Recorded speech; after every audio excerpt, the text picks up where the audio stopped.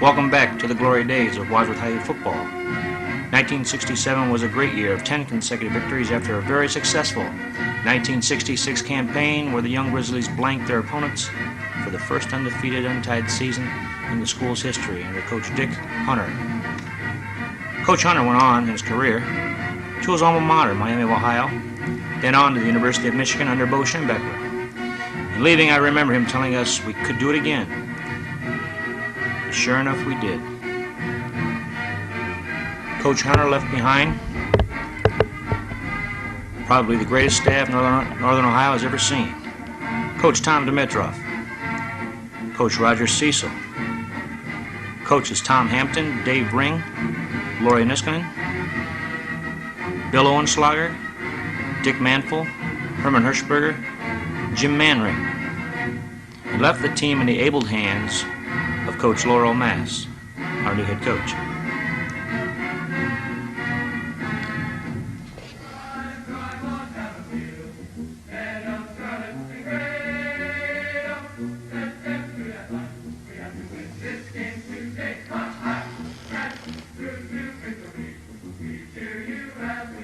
The one thing Coach Hunter left was an attitude about playing the game.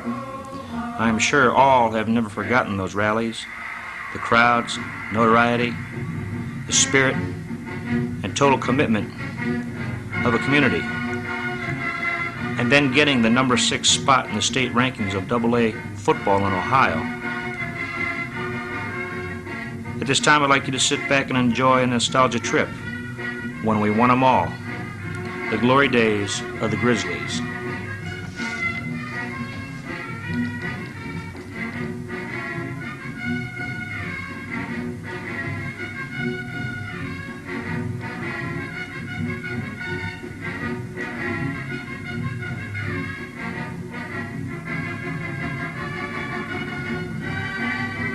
Game number 1, September 8, 1967, Art Wright Memorial Stadium. Wadsworth 28, Copley 6. The article read, Wadsworth Grizzlies picked up where they left off last fall as they punted out a 28-6 victory over the Copley Indians on the winner's field Friday night. It was the 11th consecutive victory for the Grizzlies, 10 coming in an undefeated 1966 campaign. Wadsworth scored in each quarter and blanked the Indians, a perennial Suburban League power, until the final period. Denny Beam scored twice on runs of 9 and 15 yards, while their other tallies came on a 2-yard plunge by Tim Wright and a 12-yard option keeper by Ron Bayduk. Copley averted a shutout with Tom Drain's score of 26 yards. Wadsworth totally dominated Copley in terms of yards. Wadsworth High School hit 310 yards to Copley's total of 58.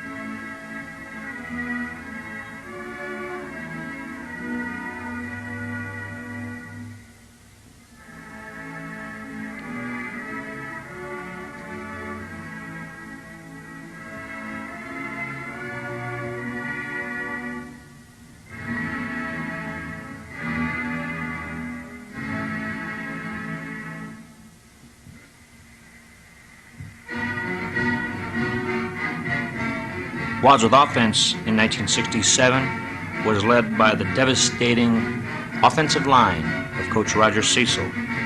At center, number 57, Mike Goals. At the guards, number 63, Terry Young. Number 64, Eric Toma. Number 65, Roger Lesser. And number 68, all-district pick, Ron Perigo. At the tackle position, we had some great ones.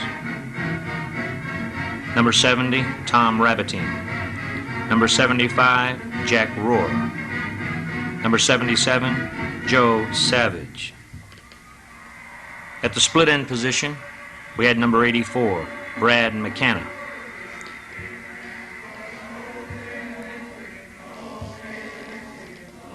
At tight end, we had number 85, Mike Foy.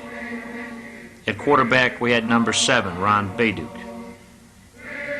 At the backup position, we had number 5, Bill Kish. At the fullback position, we had 3 able young men. All-league selection, number 26, Eugene Longfield.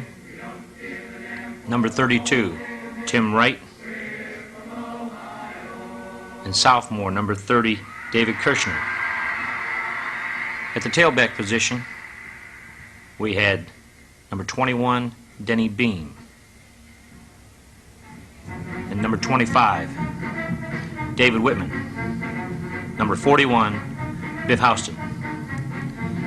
At the flanker or Z-back position, we had number 42, Dennis L. Smith. And in a backup role, we had number 24, Dennis Riggs.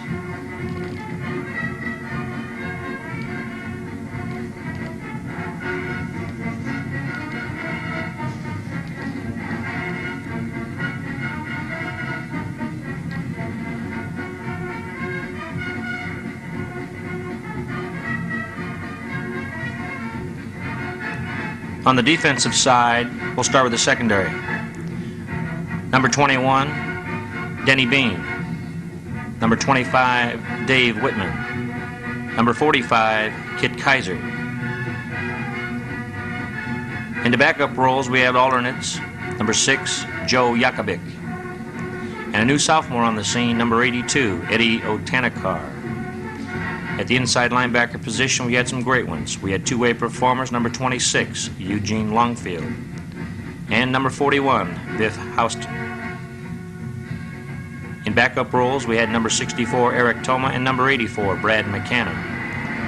At the outside linebacker position, we had two great ones, number 60, Elmer Zirex, and on the other side of the line, number 50, Terry Taken. On the defensive front four of things, we had number 65, Roger Lesser, number 68, Ron Perigo, number 70, Tom Rabatine, number 77, Joe Savage, and number 85, Mike Foy. Number 32, Tim Wright.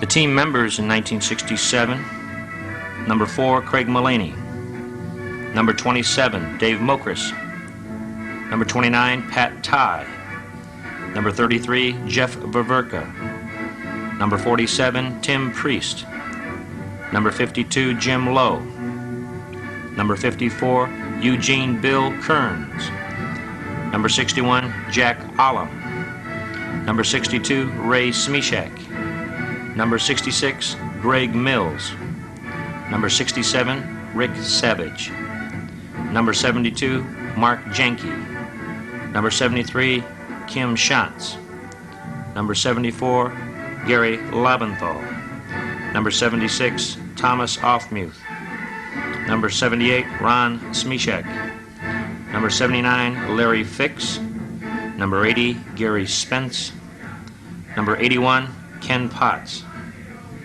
and number 89, Gary Colbert.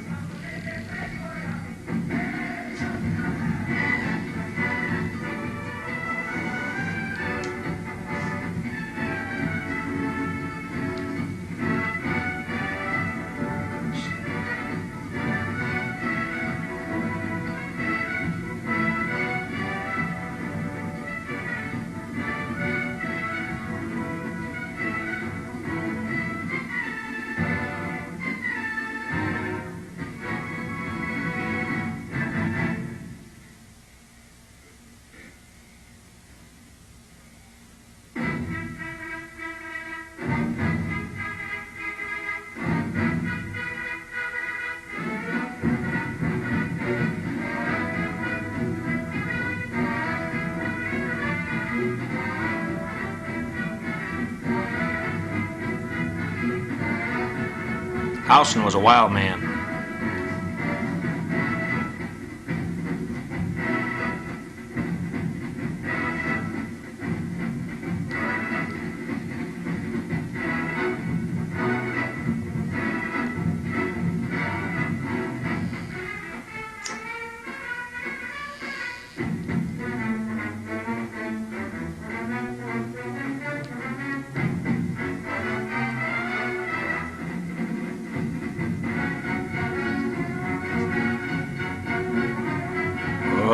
Watch out.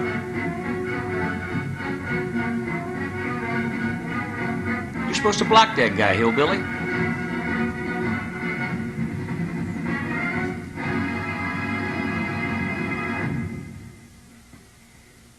Great catch, Brad.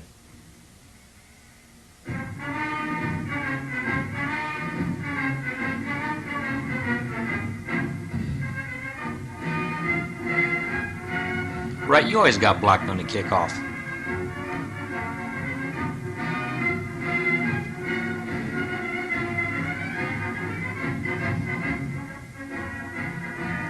Come on, Mort.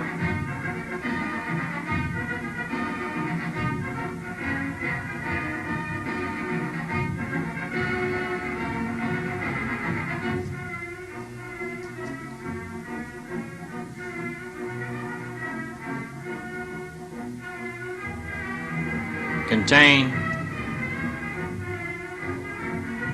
Nice play.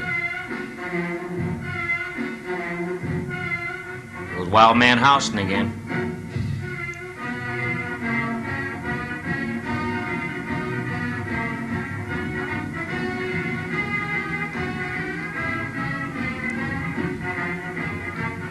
It's not on beam.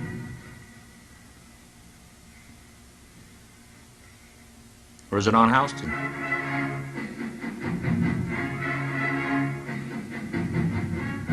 Stick.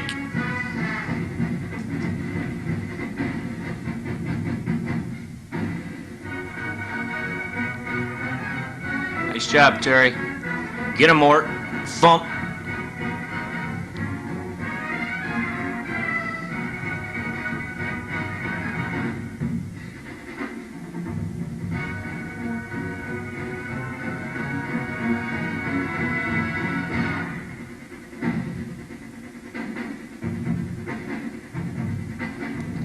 Where's the ball?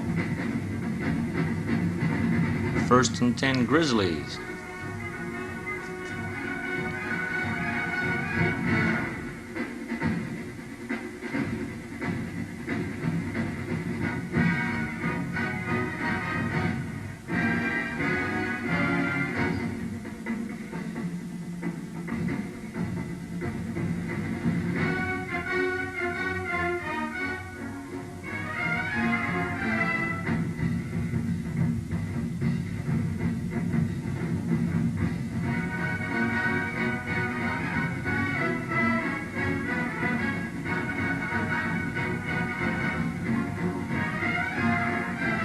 Go, Beamer.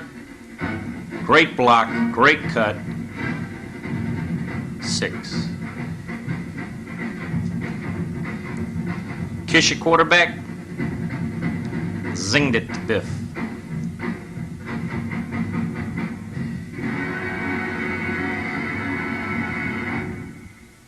See if Wright gets hit again. Thump.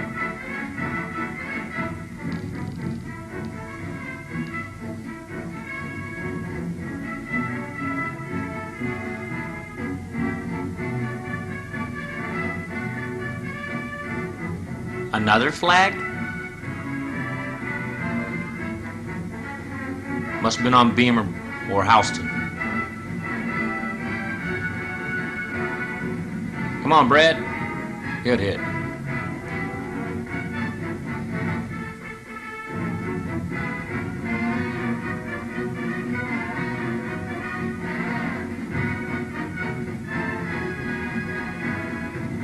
Woo!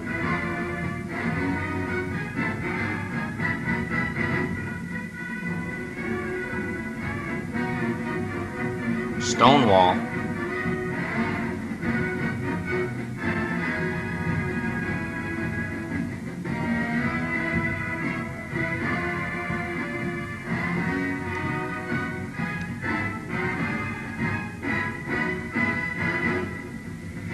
Storm the castle. Great play.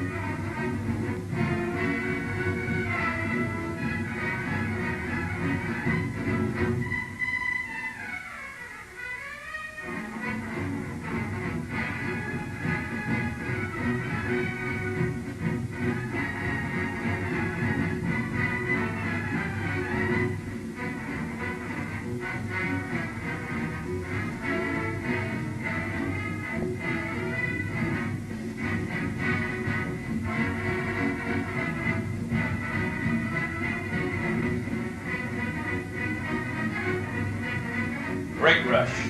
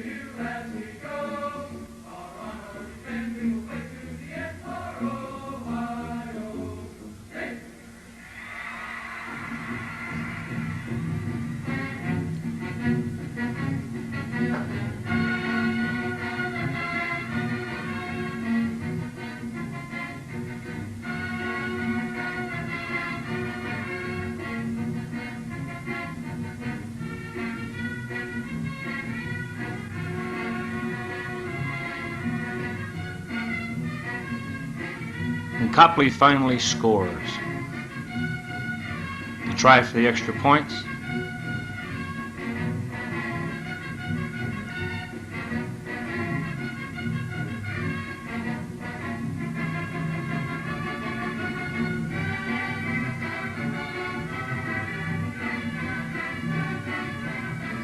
Good hit there.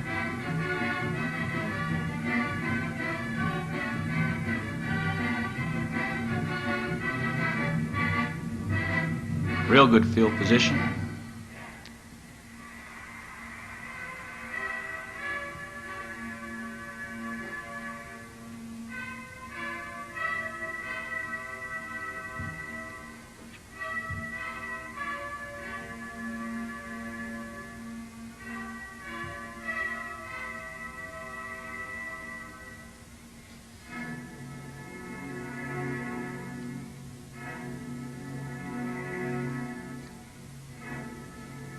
Got to get it down on the outside.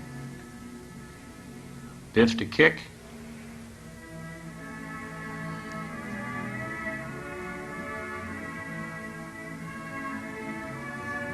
Great punt.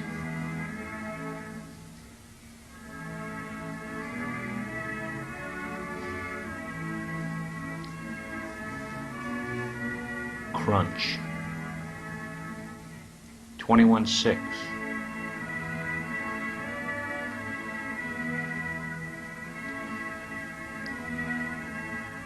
Counter stuffed.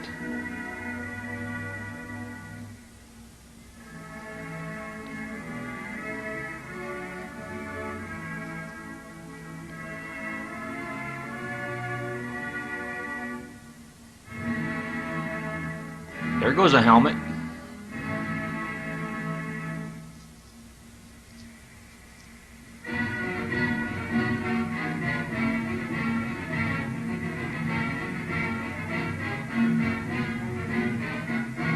They shank another.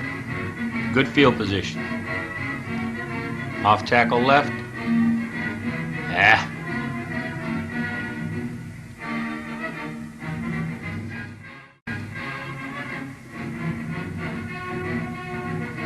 Game 2, September 15th, 1967, Arkwright Memorial Stadium. The score was Wadsworth 25, Coventry nothing.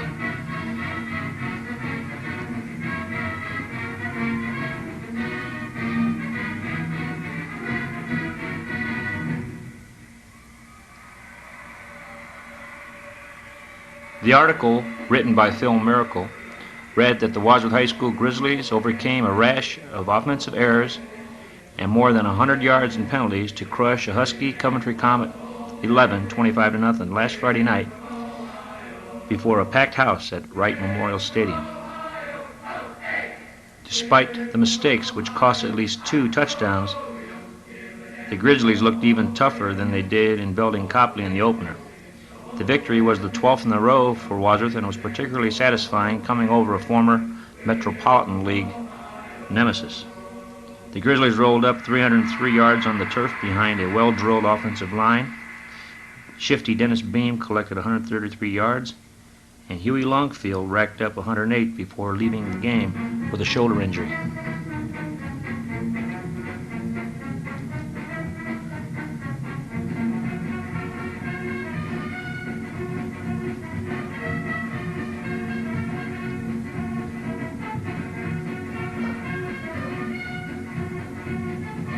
The aerial game also showed improvement with 6 completions and 10 attempts for a total of 89 yards. Quarterback Ron Bayduk was a real good ball handler, which of course opened up the passing game. The backfield itself looked very much like an oiled machine compared to the first game. The Comets, though, coached by Ron Cruz, came in to play football and never quit, but were clearly outmanned and out-hit. They were able to hold the Grizzlies to a stand-up for only a quarter. Wadsworth started slowly, taking only a 7-0 lead to the dressing room at halftime, but scored again in the third stanza and twice more in the final 12 minutes against the tiring visitors. Wadsworth took the opening kickoff and moved with authority on a drive that went from their own 30 to the Comet 36, an excellent ball-toting by Longfield and Beam. But a backfield motion penalty nullified a good gain, and the Grizzlies' drive stalled there. Coventry picked up 2 first downs in their own territory on the lugging of Walton and Ray Carney, their highly touted halfback, but couldn't penetrate Grizzly territory. When the first stanza ended, the Wadsworth crew was moving again at their own 47.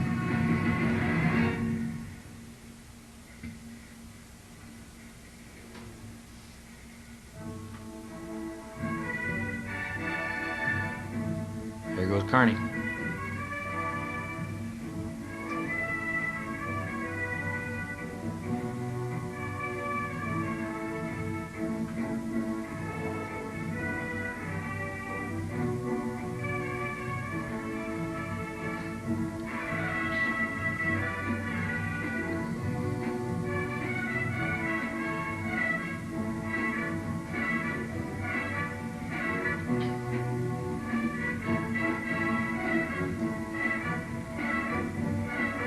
Good contain.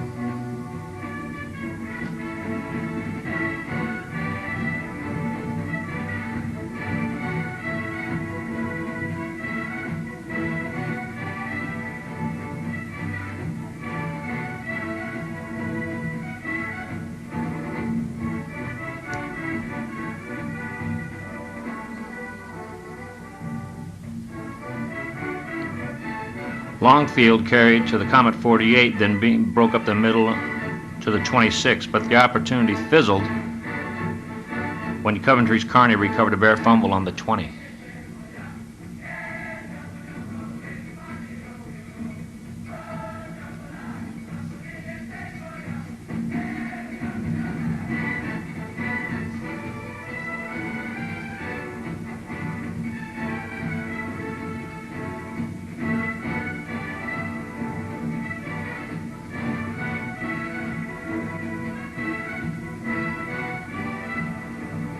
The blitz was on.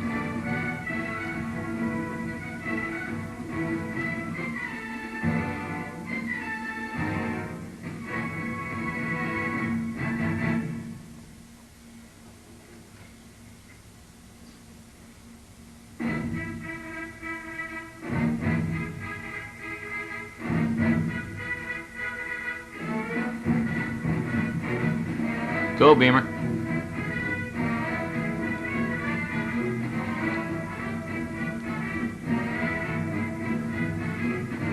You gotta want it now. Good cut.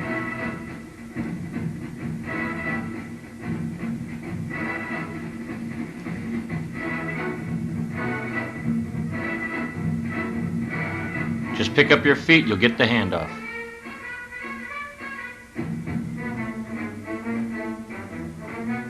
Well, the tenacious Wadsworth defense dug in, and Coventry was forced to punt.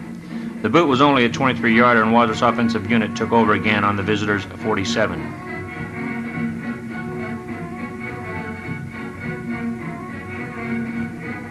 Gang tackle.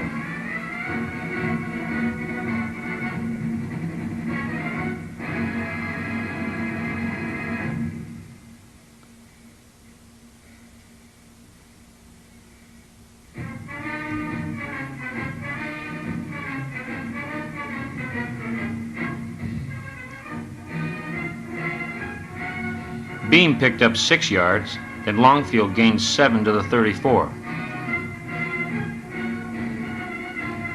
On his next try, Longfield broke loose to the Comet 20 with a quick burst of speed.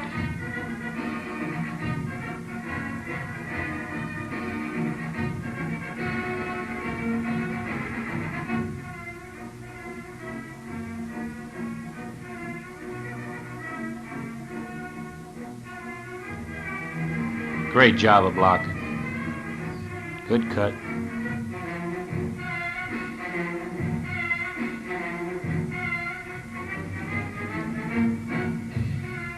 Lucky on the fumble.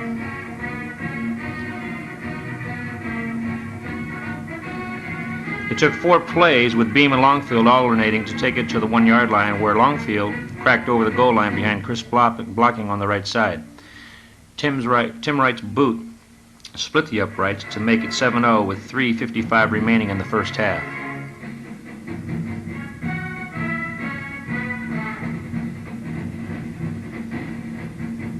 The Grizzlies threatened again before the intermission when Bayduk threw a strike to Beam on the Comet 20-yard line, but he lost the ball after being tackled.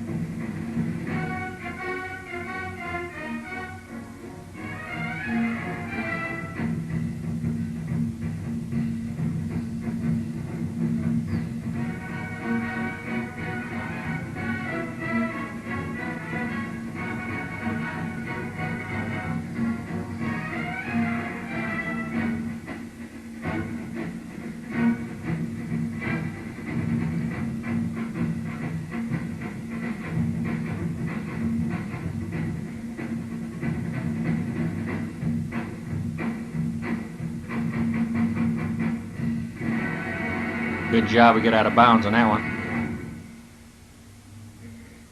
Good blocking.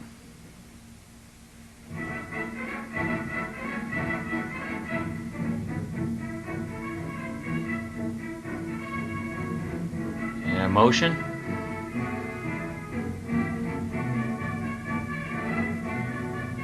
Yep.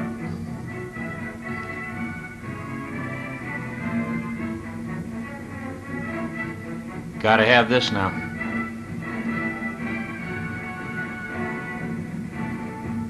All right, go Beamer, go, go, go. Doggone it. Well, Coventry moved the pigskin back across midfield before the first half gun was sounded with the help of 2 roughing penalties. What Coach Mast had to say to the boys at halftime must have worked, because they stormed from the locker room ready to bump heads. Coventry became less enthusiastic about the action as the game progressed. Wadsworth got a break early in the third quarter when Dave Whitman snagged a pass from Coventry's Dave Langley and returned it 15 yards to the Wadsworth High School 48-yard line.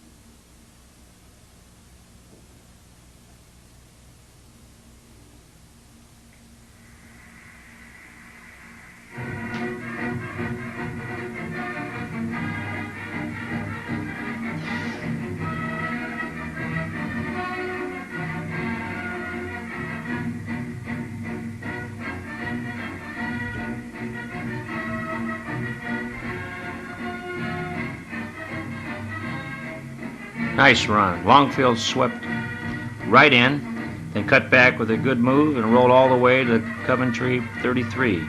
Beam carried to the 30, then on second down broke off a gaping tackle hole and slipped through the Comet secondary all the way to pay dirt with a beautiful display of sidestepping. Wright's conversion try went wide and the score stood at 13-0 with 8:19 remaining in the third quarter.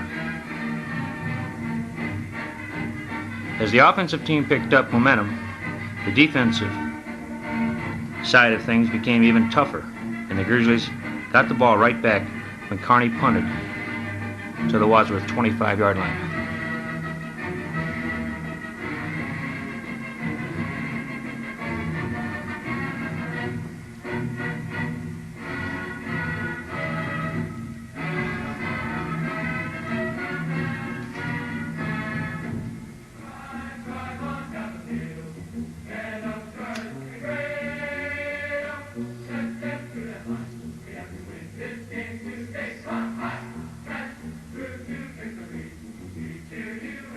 Great job.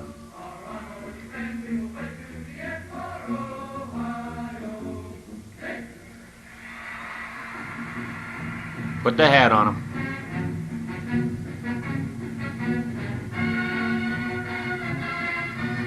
Gotta love it. Swarm.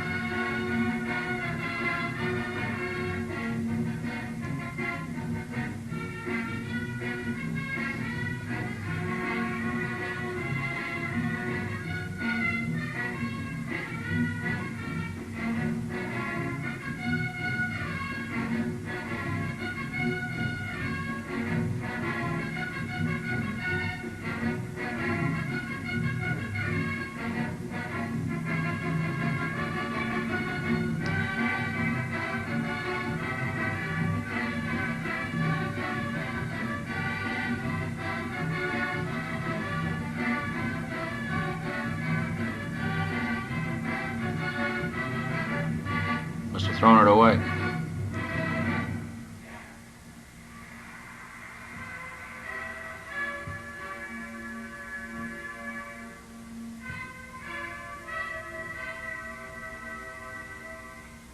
Come on, Beamer.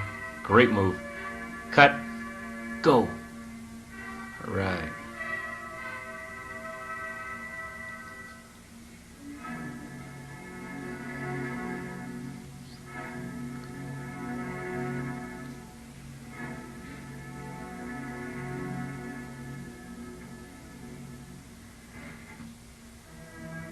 Go, Biff. Go.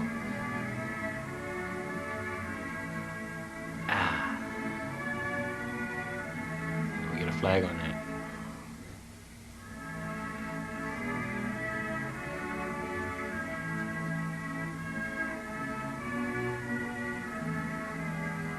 Take draw.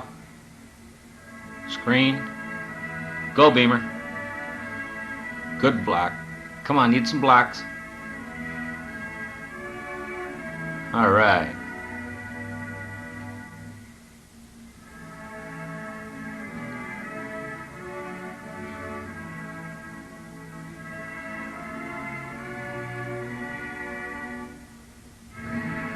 Go, big guy, go. All right.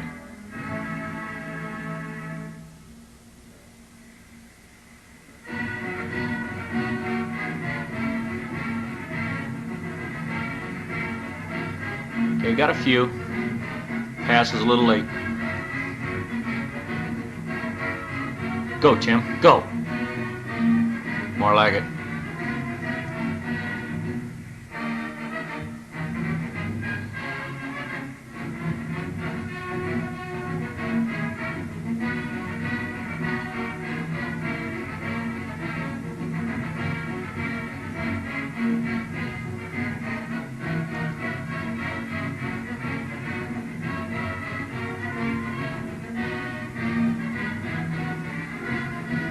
Where are you, Brad?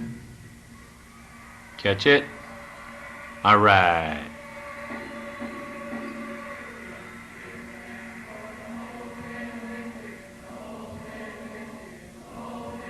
Two-point conversion, no good.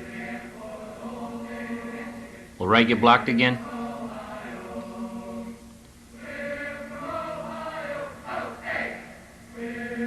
All right.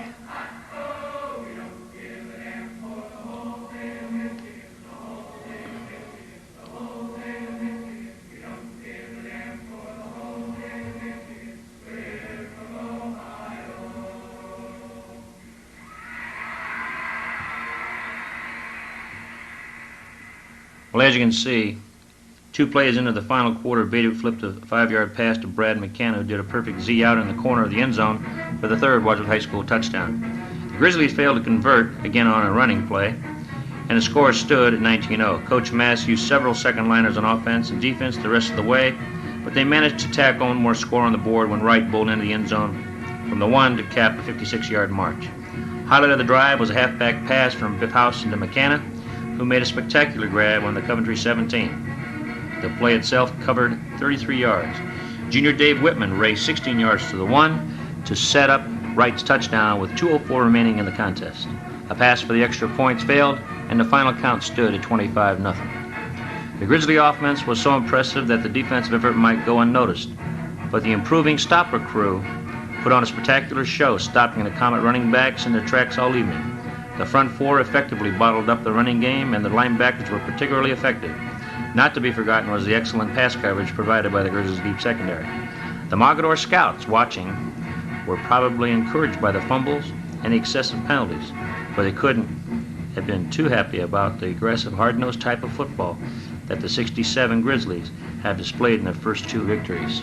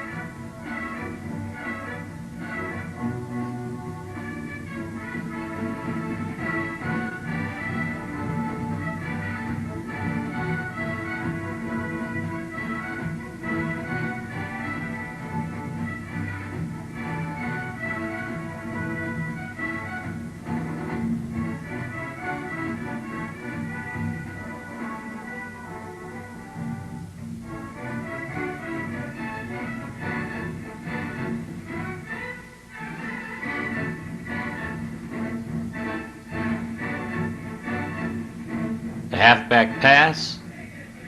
Great grab. Nice job, Brad.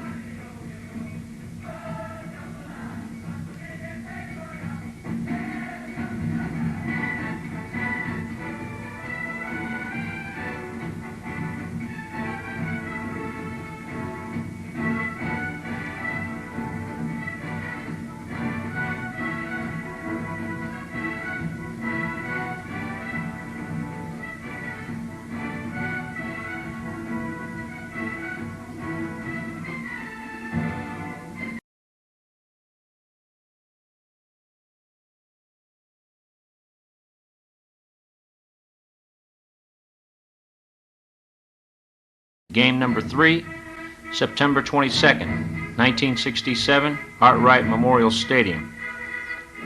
Wadsworth 26, Mogadore 14.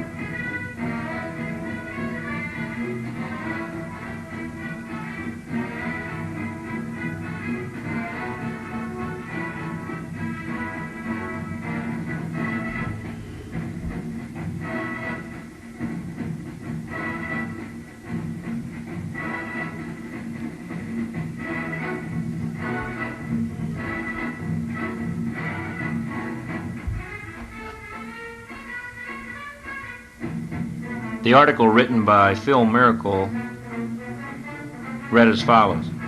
After committing enough mistakes to turn Coach Laurel Mast's crew cut completely gray, the Wadsworth High School Grizzlies bounced back from the brink to whip the spunky Mogadore Wildcats 26-14 before another full house at Wright Memorial Stadium last Friday night. The victory was number 3 for the 67 campaign for the Red and White and the 13th in a row over the past 2 seasons. However, 89 yards in needless penalties and 2 costly fumbles nearly sent the Wildcats back to the Suburban League wars with an upset to their credit. Although the Grizzlies outdistanced Mogadore 272 to 157 from the line of scrimmage and ground out 14 first downs to 7 for the visitors, they had to score twice in the final 7 minutes to save the victory. Huey Longfield and Dennis Beam were again the workhorses for the Wadsworth High School football team, gaining 98 and 80 yards respectively, while senior Biff Houston piled up another 52 yards.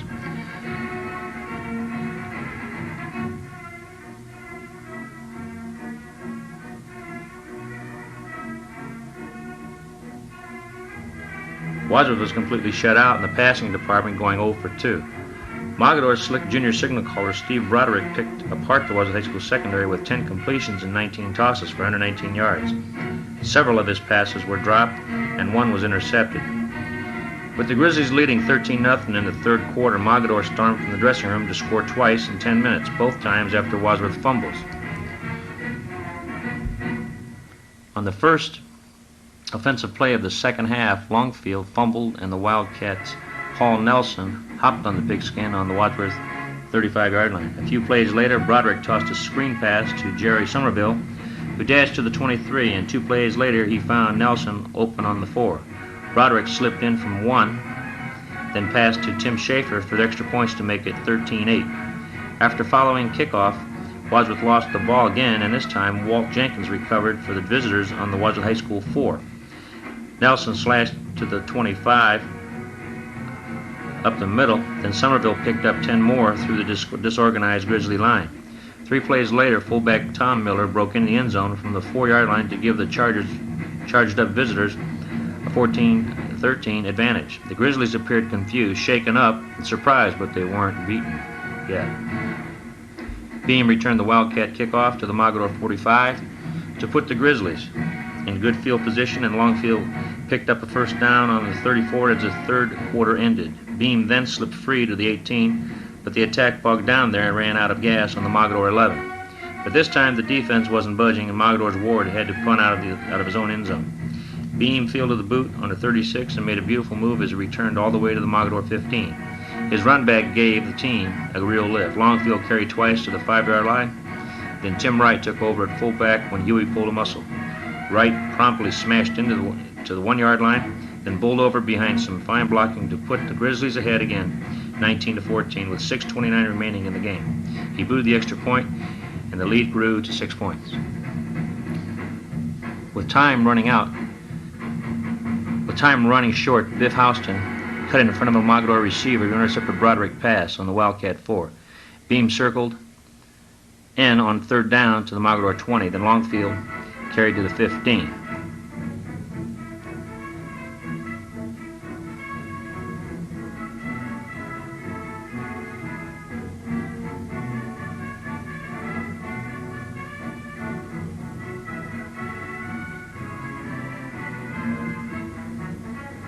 After Longfield picked up a first down on the 6, Beam got his first touchdown of the night by following great blocking around his own right end. With Wadsworth leading 26-14, Mogador scrambled nearly the length of the field with some magnificent passing before the final gun sounded.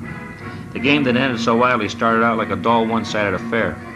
The first time Wadsworth's offensive unit got their hands on the ball, they marched 57 yards in 6 plays to take a 7-0 advantage with the aid of Jim Wright's toe. Long gain of the drive was a zigzagging dash by Beam of 20 yards to the Mogador 9. A perfect bootleg play by Bayduk covered the final 9 yards for the first touchdown of the game, only 5:38 into the game.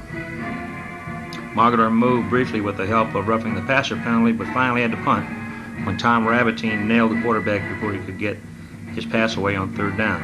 Before the first quarter ended, the Grizzlies marched 41 yards to the Wildcat 20 on the running of Houston, Beam, and Longfield. Most of the second stanza was a study in frustration. Their first drive stalled on the Mogador 5, and after a Mogador punt, they began to move again from the visitors' 38. Using quick hitters by Houston and in sweeps by Longfield, the masked man quickly drove right back to the Mogador 4, where they again ran out of downs. But just when it looked like all would be lost in the quarter, Rabatine recovered a fumble on the Wildcats' 11. Longfield crossed the goal line on the first play, but a lineman was caught holding and the ball moved back to the 26. Longfield carried it back to the 8 with the help of a roughness penalty, then slashed in to the 1 behind some good blocking. Bayduk wedged in on a quarterback sneak with only 21 seconds remaining in the half to raise the advantage to 13-0.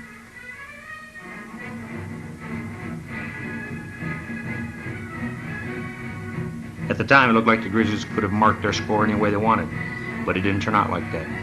It was a rough night, but it was a W.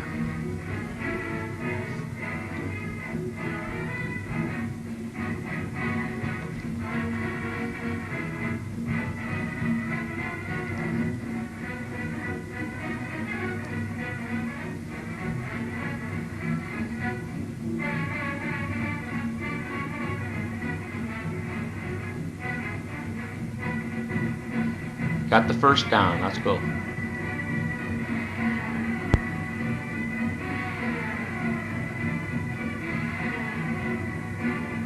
Look at the outside.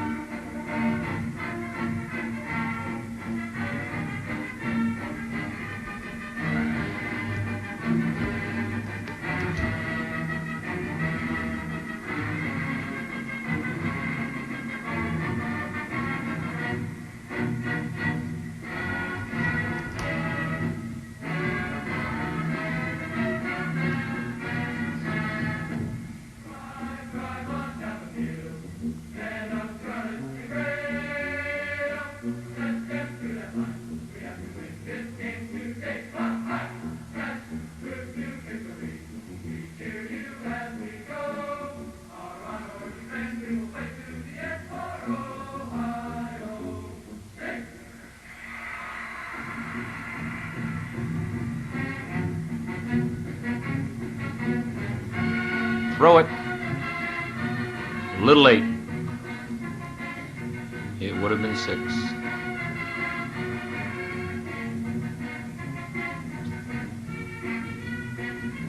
Good run. Great block.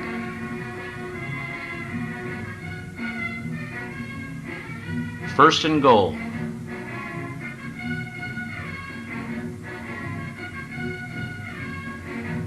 Get in there.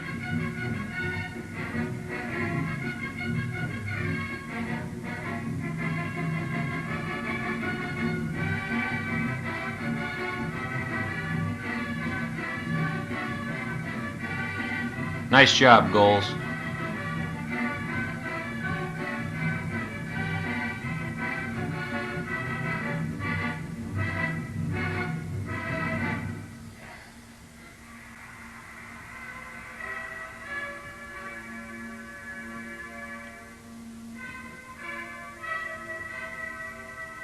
Great return. Penalty again.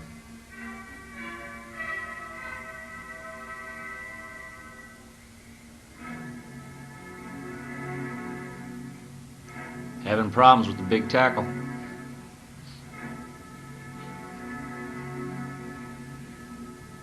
Come on, go, boy. Put the ball away.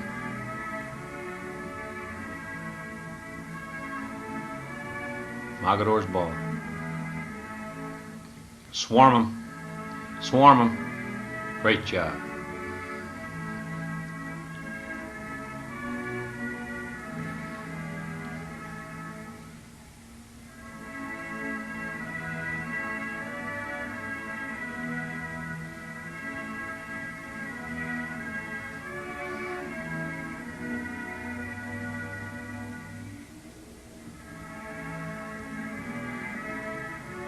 Screen.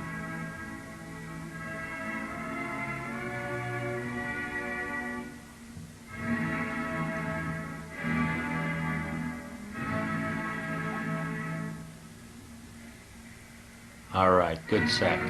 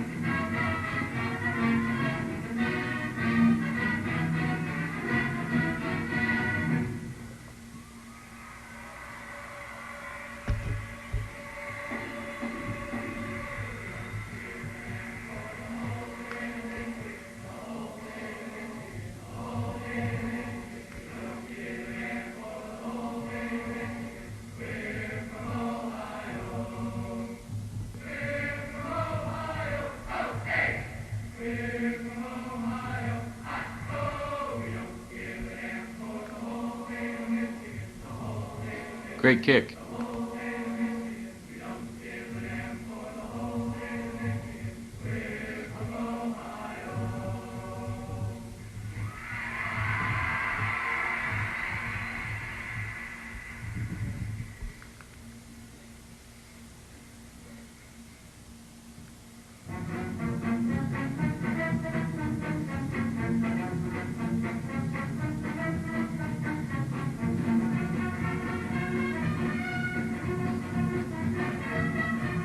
Great effort, great effort. A little late hit, huh?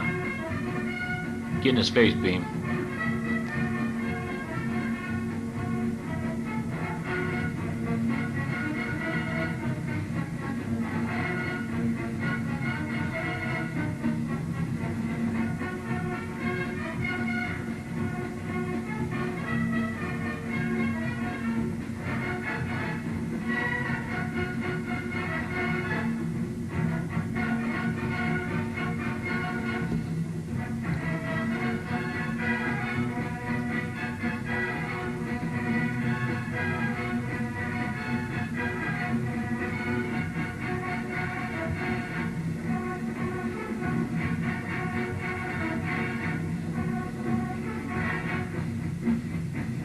Got the first.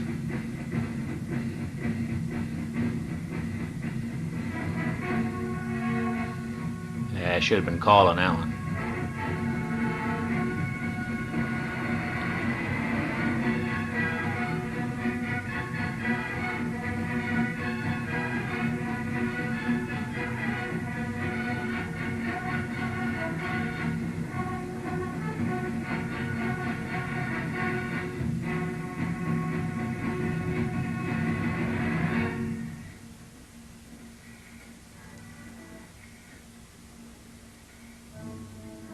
Mogador scores again.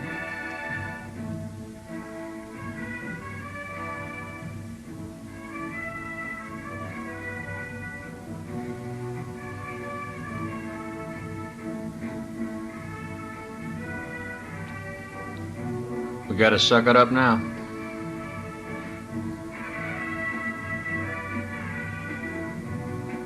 Well, go on that return. Go on that return. Nice job. Just about broke it. Now we start screwing up handoffs.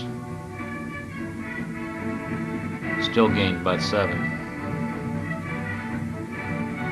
Still going the wrong way, Huey.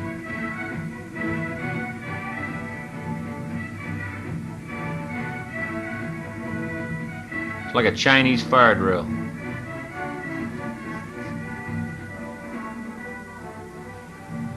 There we go.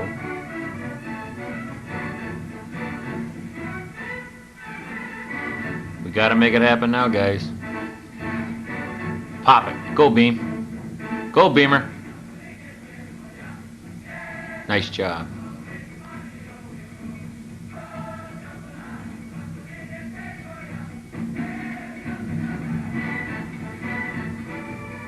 Why call the play back to back?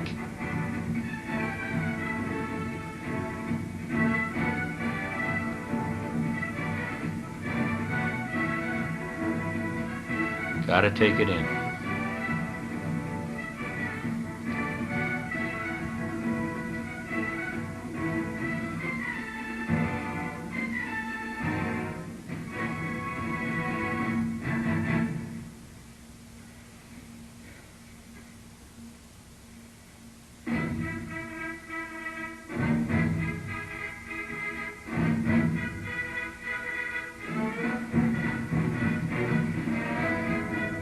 Nice job, defense. Got another break. Gotta go now. Gotta go. There's that other tackle.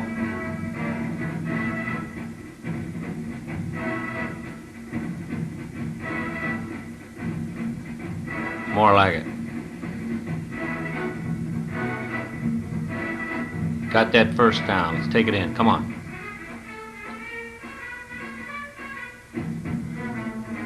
Okay.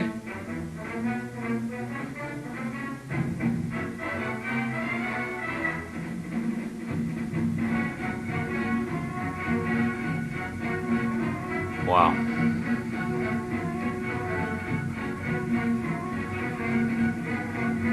Another wow. Come on, Tim. Swarm. Sting. Nice job.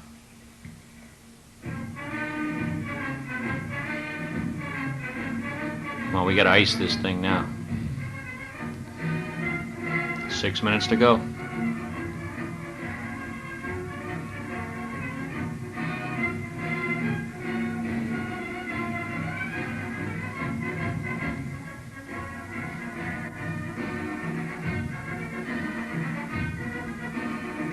Good hit.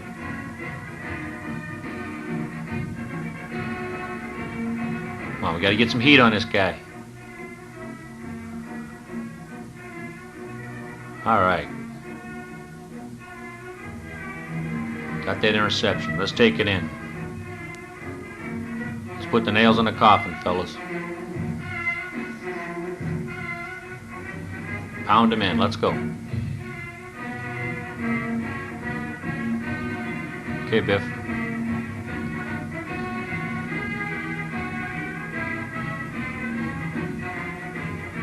go on a sweep, go on a sweep. Come on.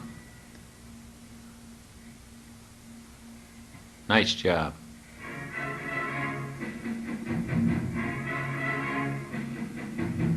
All right, now we're smelling it.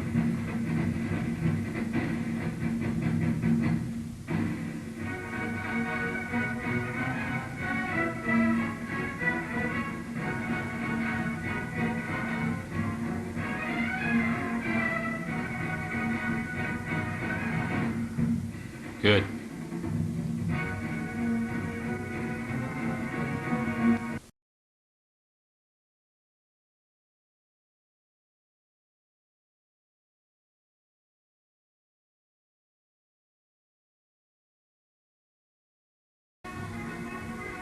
Game number 4, September 29th, 1967, Art Wright Memorial Stadium.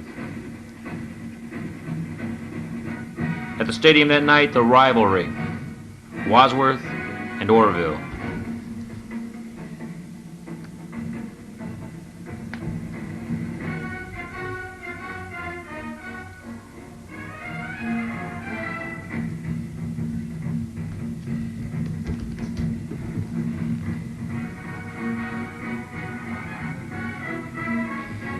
The score, Wadsworth 13, Orville 8.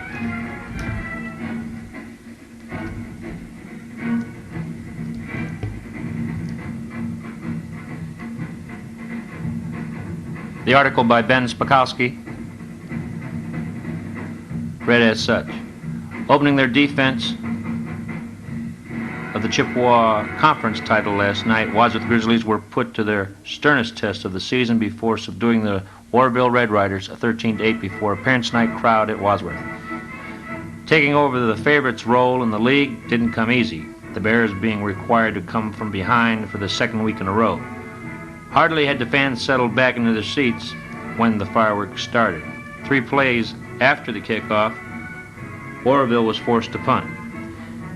Denny Beam, one of the speediest Bears, returned the punt 41 yards to the Orville 29. 3 plays later, Bear quarterback Ron Baduke faked to his fullback Huey Longfields, stepped back and fired a perfect strike to end Brad McKenna, who was all alone in the left corner of the end zone. Tim Wright converted to put the Grizzlies up 7-0.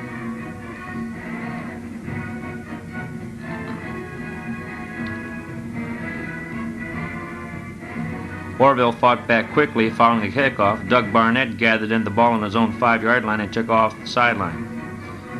When he got there, he found a host of friendly blockers, and Barnett returned the ball for 56 yards. A piling penalty helped the Orville cause to the Wadsworth 29. 7 plays later, Barnett cracked in from the 4 to put the Riders back into the game. Seconds later, he burst over from the 3 for the conversion. Orville was in the lead.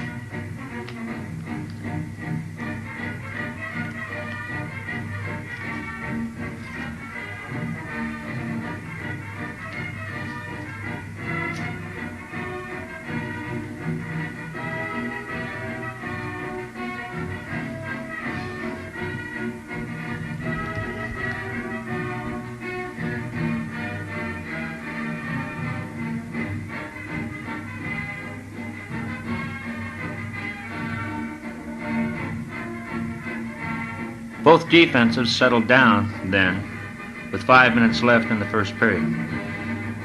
The half, though, ended with the Riders on top, 8-7.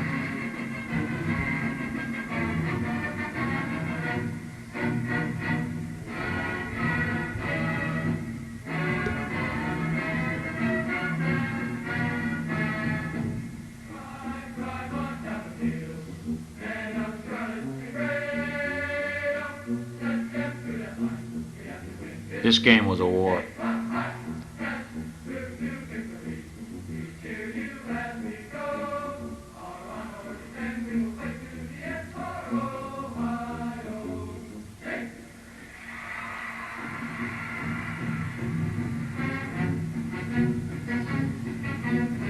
Good effort.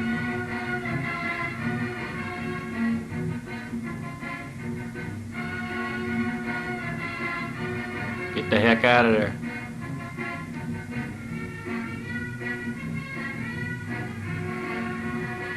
Screen is set up. Yeah, threw it a little wide.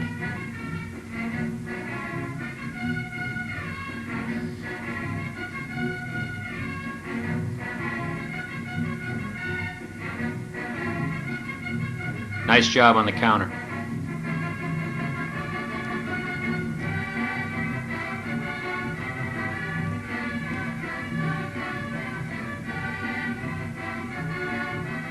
Nice tackle.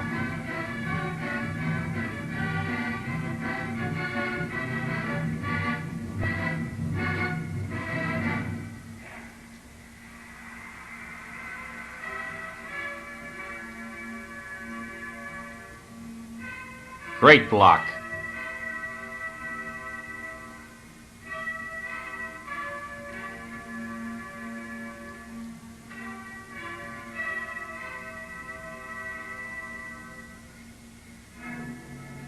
Okay, got a few.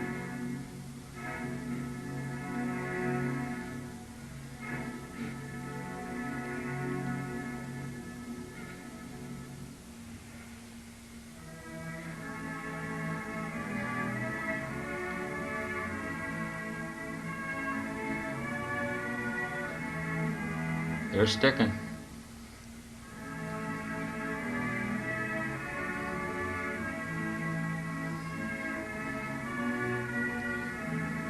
Caught from behind, blitzing linebacker.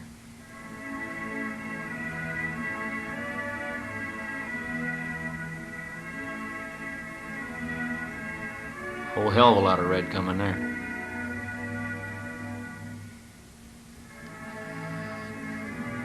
Nice job, defense.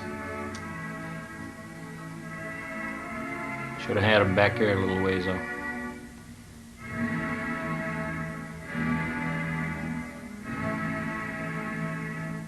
Nice job.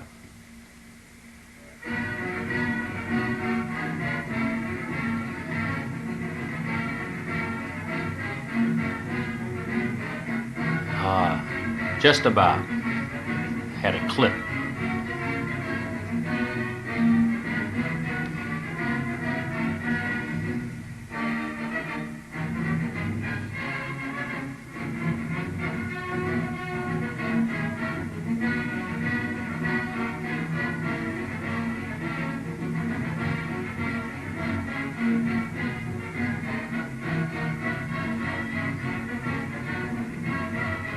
Okay.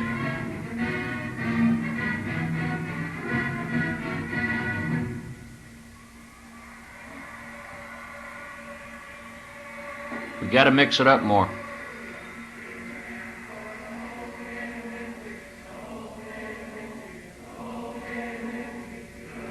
Got a break on a call.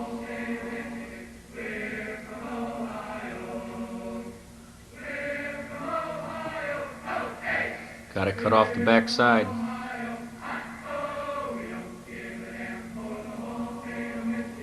Okay, got a few.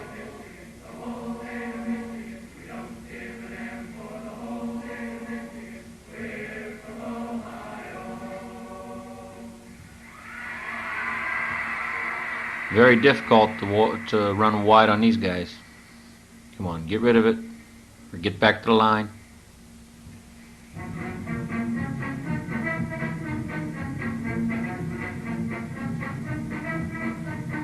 Nice job, defense. Nice job.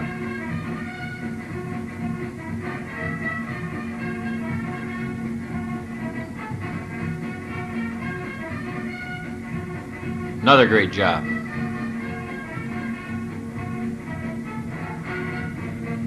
Reverse.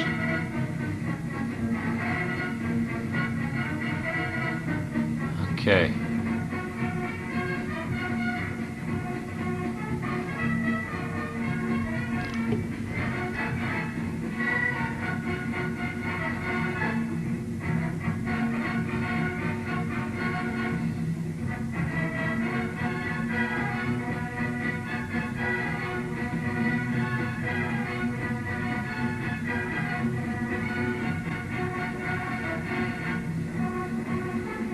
Well, the power sweep with the pitch was much better than the handoff.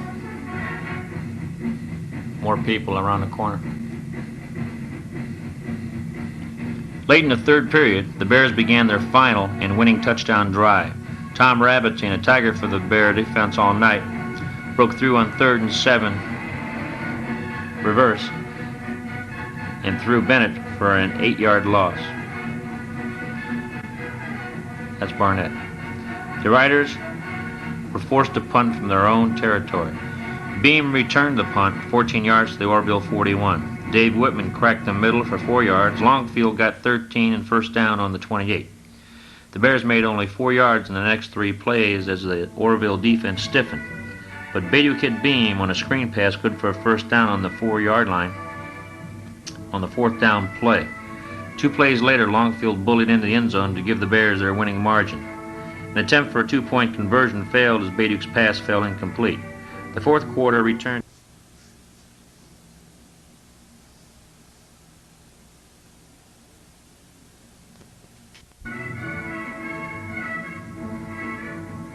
The closest either team came to scoring was on a 23-yard field goal attempt by Wright that went wide of its mark. Denny Beam picked off 2 Orville passes to stop 2 threats by the Riders.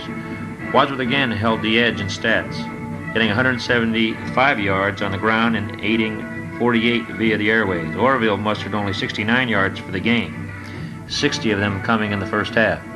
The Riders completed only 1 pass. Wadsworth will be seeking victory number 5 of the year and number 2 to conference play when it travels to Cloverleaf to face the rebounding Colts. The game should be a close contest.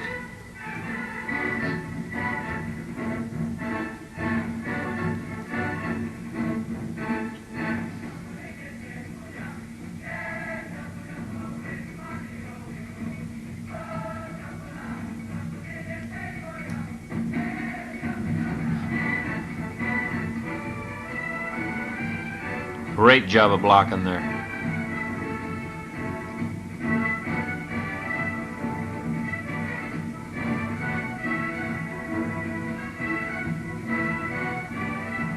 We have to check their speed. Break down and mug them. Okay.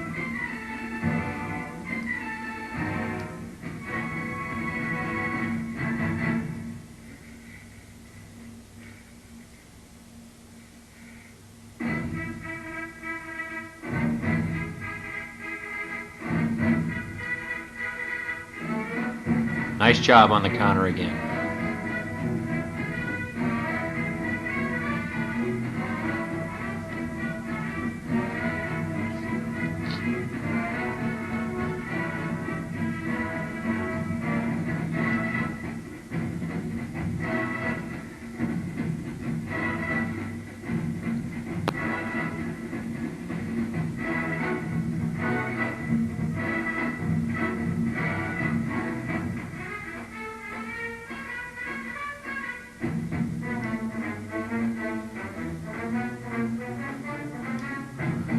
Good quick hitters. Good quick hitters.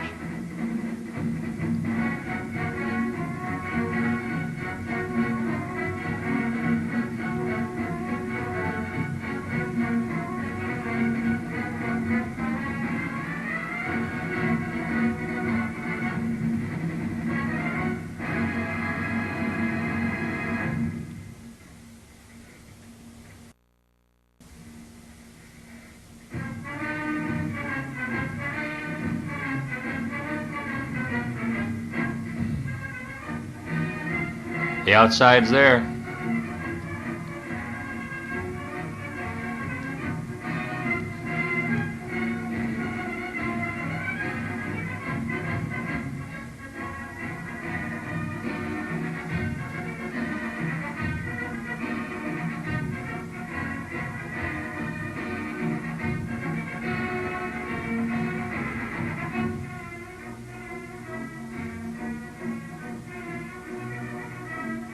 Come on, go now.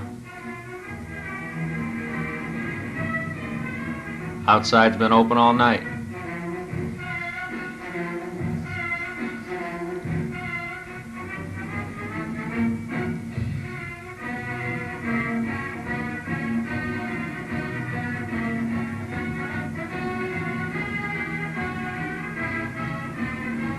Throw blocked. Come on, throw. Throw.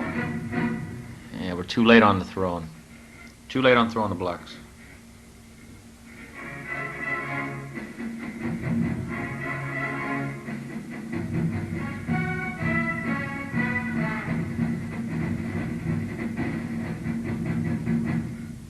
Picked up a few. Field goal try. A little wide.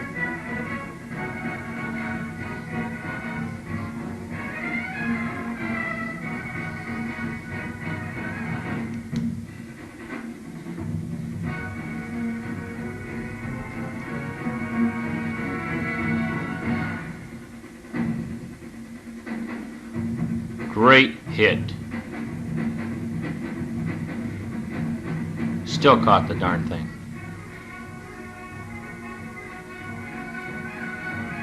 Gotta shut him down. Nice job. How do you go, Beam?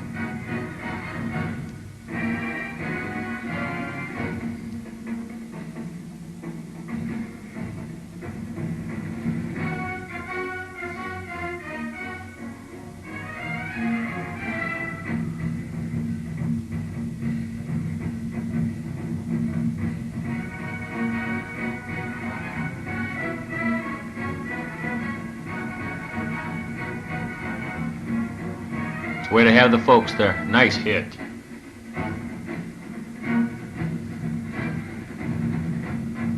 Now we got to eat the clock up. Nice run.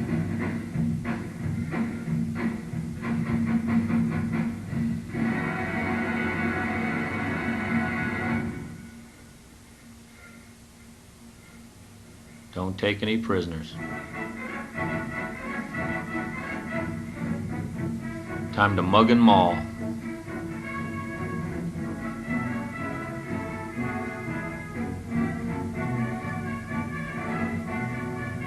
Now go.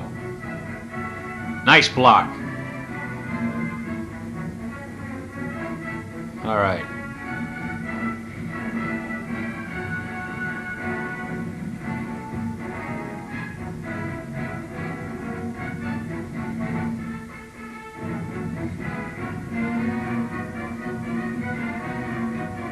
Couple cheap shots by the Orvillies, but we get called for it. Offsetting penalties.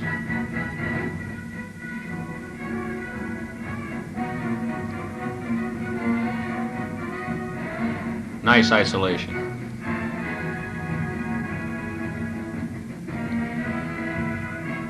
Gotta have it.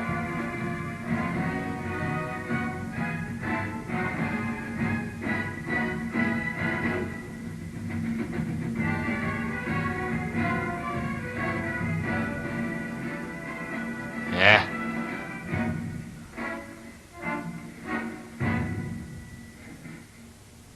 That one stunk.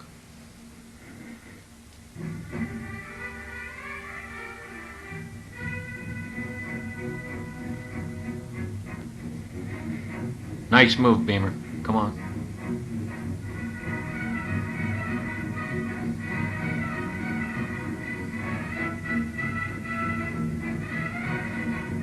Fourth and 4.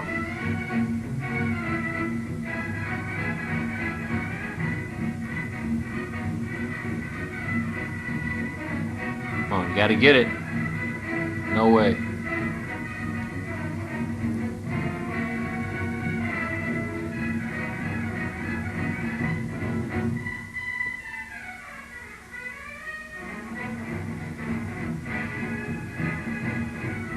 Great interception.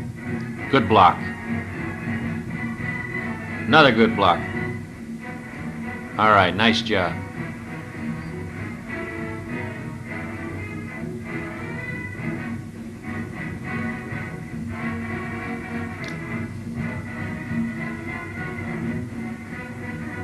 Okay, let's sit on it.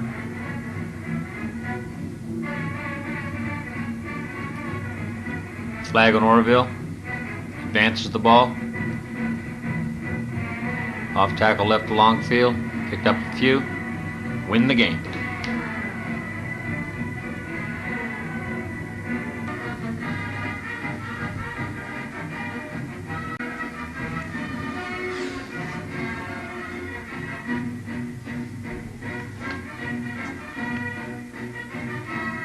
There's one group of people we don't want to forget on this tape. The managers and trainers for the Wadsworth Grizzlies in 1967. They were Larry Harold, Matt Cristino, Rich Thomas, and Larry Polly.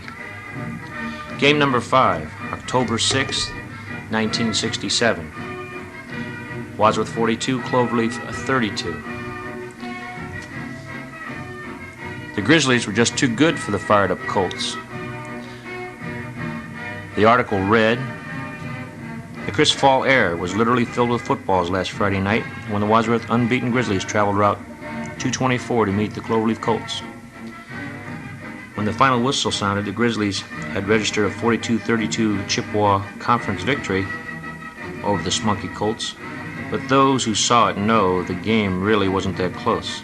The victory means that the Bruins can win their second straight chip title if they beat Brunswick on October 20th. After running up a 34-0 advantage late in the third period, Coach Mast turned the game over to his reserves. Cloverleaf mentor John Moore stuck with his regulars and managed to make the final score respectable. The two chip teams passed a total of 51 times, 35 of them by Colt quarterback Tom Grimm. He connected on 23 of his passes, but 15 of them came in the last quarter when the issue had been decided. Wadsworth High School wizard Ron Bayduk pitched 9 times and completed 7, 3 of them for touchdowns. Backup signal caller Bill Kish hit on 1 of 7, and his completion was also good for 6 points. Receiver Denny Riggs and Brad McKenna each caught 2 touchdown passes and showed great promise for things in the second half of the season. Wadsworth was devastating on the ground, rolling up 492 yards and posted a grand total of 605 yards. The Colts added 40 yards rushing to their 277 yards in the air lanes and had a total in all departments of 454. The Cloverleaf fans shouted, "We want bear meat," throughout the early part of the first quarter, but the sounds died suddenly when the Grizzlies exploded for 22 points in the first 12 minutes of action. Wadsworth drove 81 yards to pay dirt the second time they got the ball, capped by a Bayduk to McKenna pass that covered the final 28 yards. Bayduk found the familiar number 84 wide open in the Colts secondary and dropped the pigskin right into his hands. Denny Beam set up the touchdown with a 39-yard twisting dash down the sideline to the Colt 28. The run for the points failed, and the score stood at 6-0 with 5:53 showing in the first quarter. Less than 2 minutes later, the Grizzlies struck again after a Cloverleaf punt to the Wadsworth High School 33. On the first play from scrimmage, Huey Longfield broke off tackle, found a big hole, and turned on the speed. The senior fullback dashed the full 67 yards to pay dirt, outrunning the Cloverleaf secondary. Biff Howson cracked over for the 2 points to make the score 14-0 with 3:57 remaining. After a first quarter punt by the Colts, Denny Beam gave the Wadsworth High School fans even more to cheer about. Beam found a gaping hole over right tackle, punctured the secondary, and turned on the speed for a 60-yard touchdown dash that left the Colts completely stunned. Bayduk whipped the pass to Dave Whitman for the points to make the count 22-0. As the second period opened, the Grizzlies marched from their own 44 to the Colt 28 before Gary Anderson recovered a fumble to halt the drive. Cloverleaf ran 3 plays, then punted again.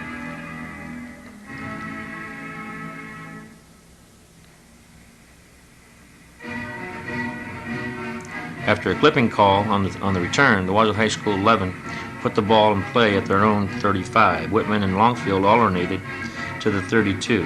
Bayduk dropped back and pitched a perfect pass to Riggs in the end zone to give the red and white a 28-0 advantage. The pass for the points was broken up, and the half ended on that count.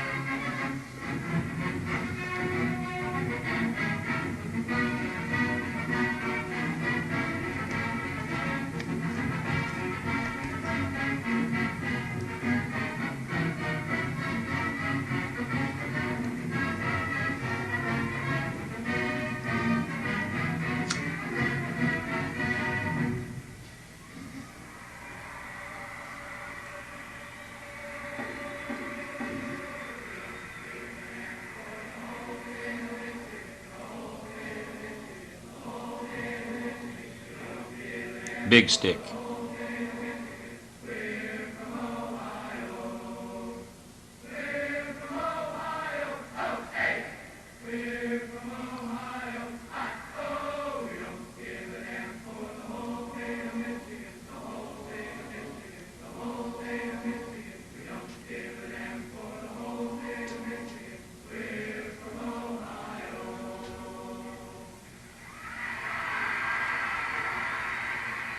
Go, Beamer. Nice cut.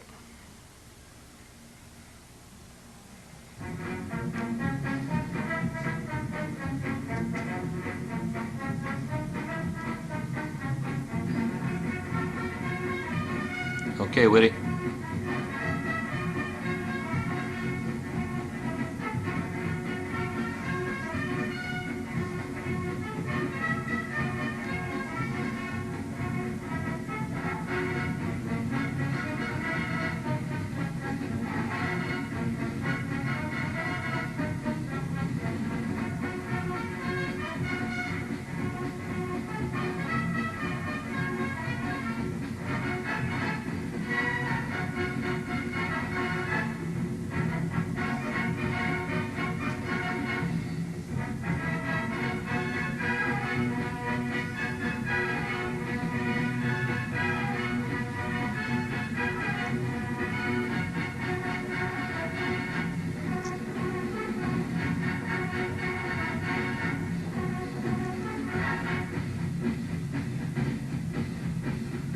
Might have been gone on that one.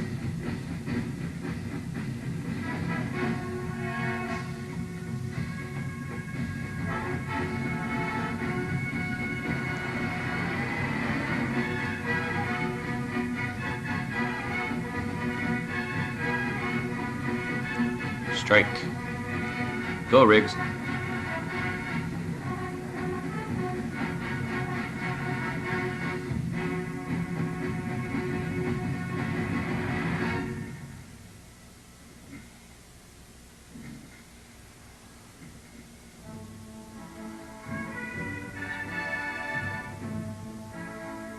A Chinese fire drill. Ooh, wide open.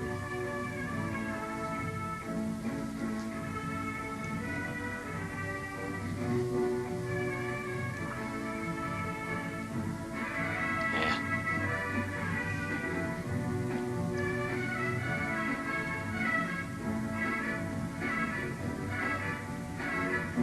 Get going.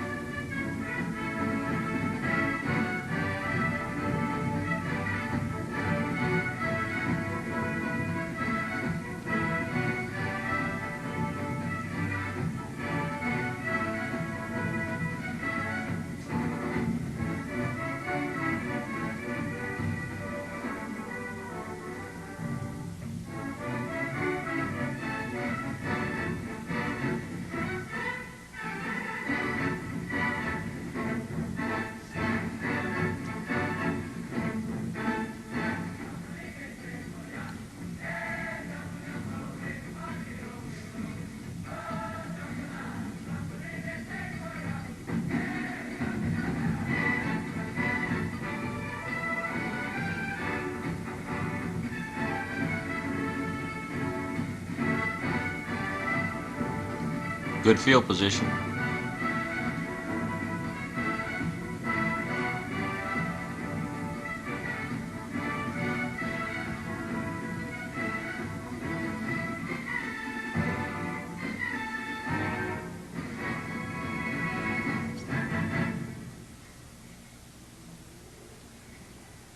That's it. Way to dump it. Good gain.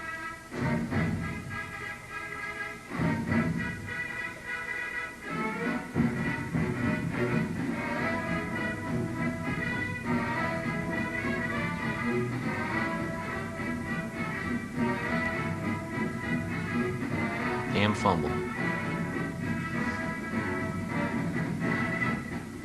Sting 'em.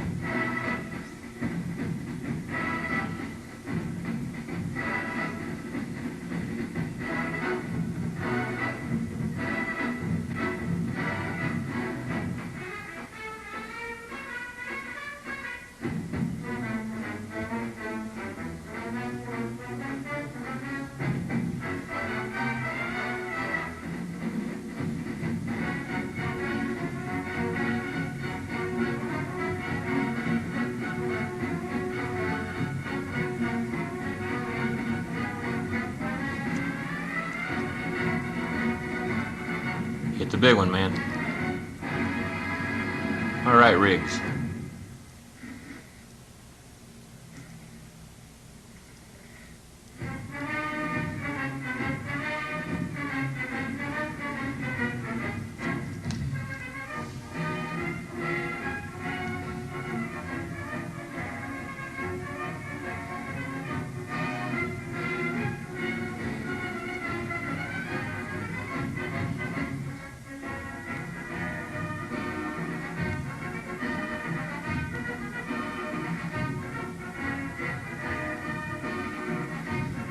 Ooh.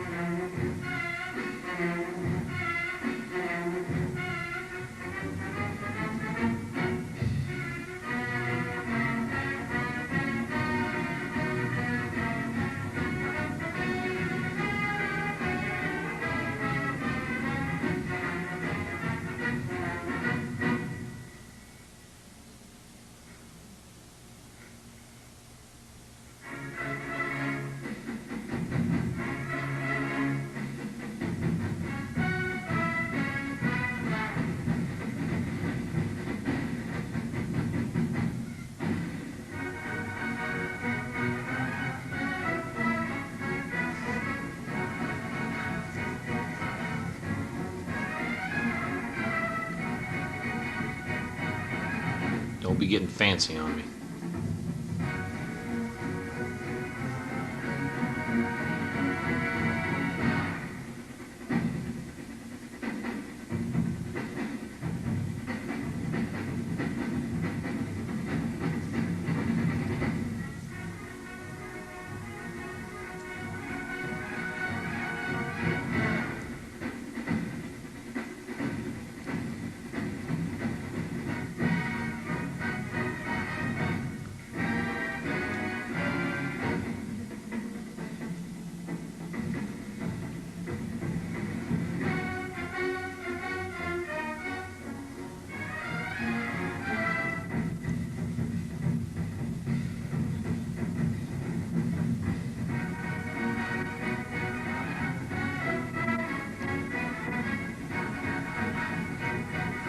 Screen's there.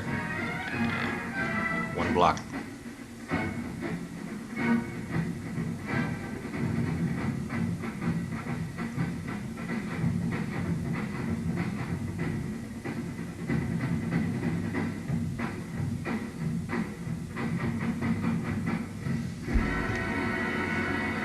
The third quarter gave little indication of what was still to come. An early Grizzly drive died on the Cloverleaf 29, but 3 plays later, Longfield blocked a Colt punt, and Wadsworth took over on 20. It took 6 plays to score, with Badiuk passing to Riggs to cover the final 13 yards. Tim Wright's kick was wide, and the score stood at 34-0 with 2:36 left in the third quarter.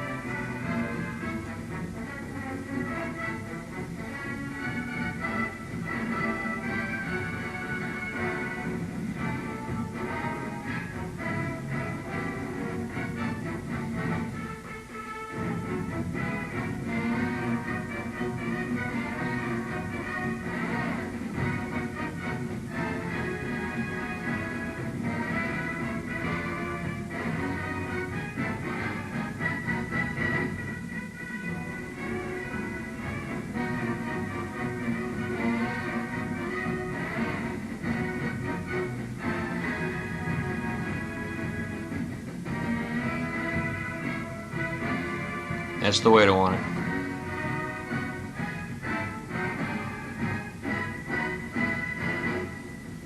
And wide left.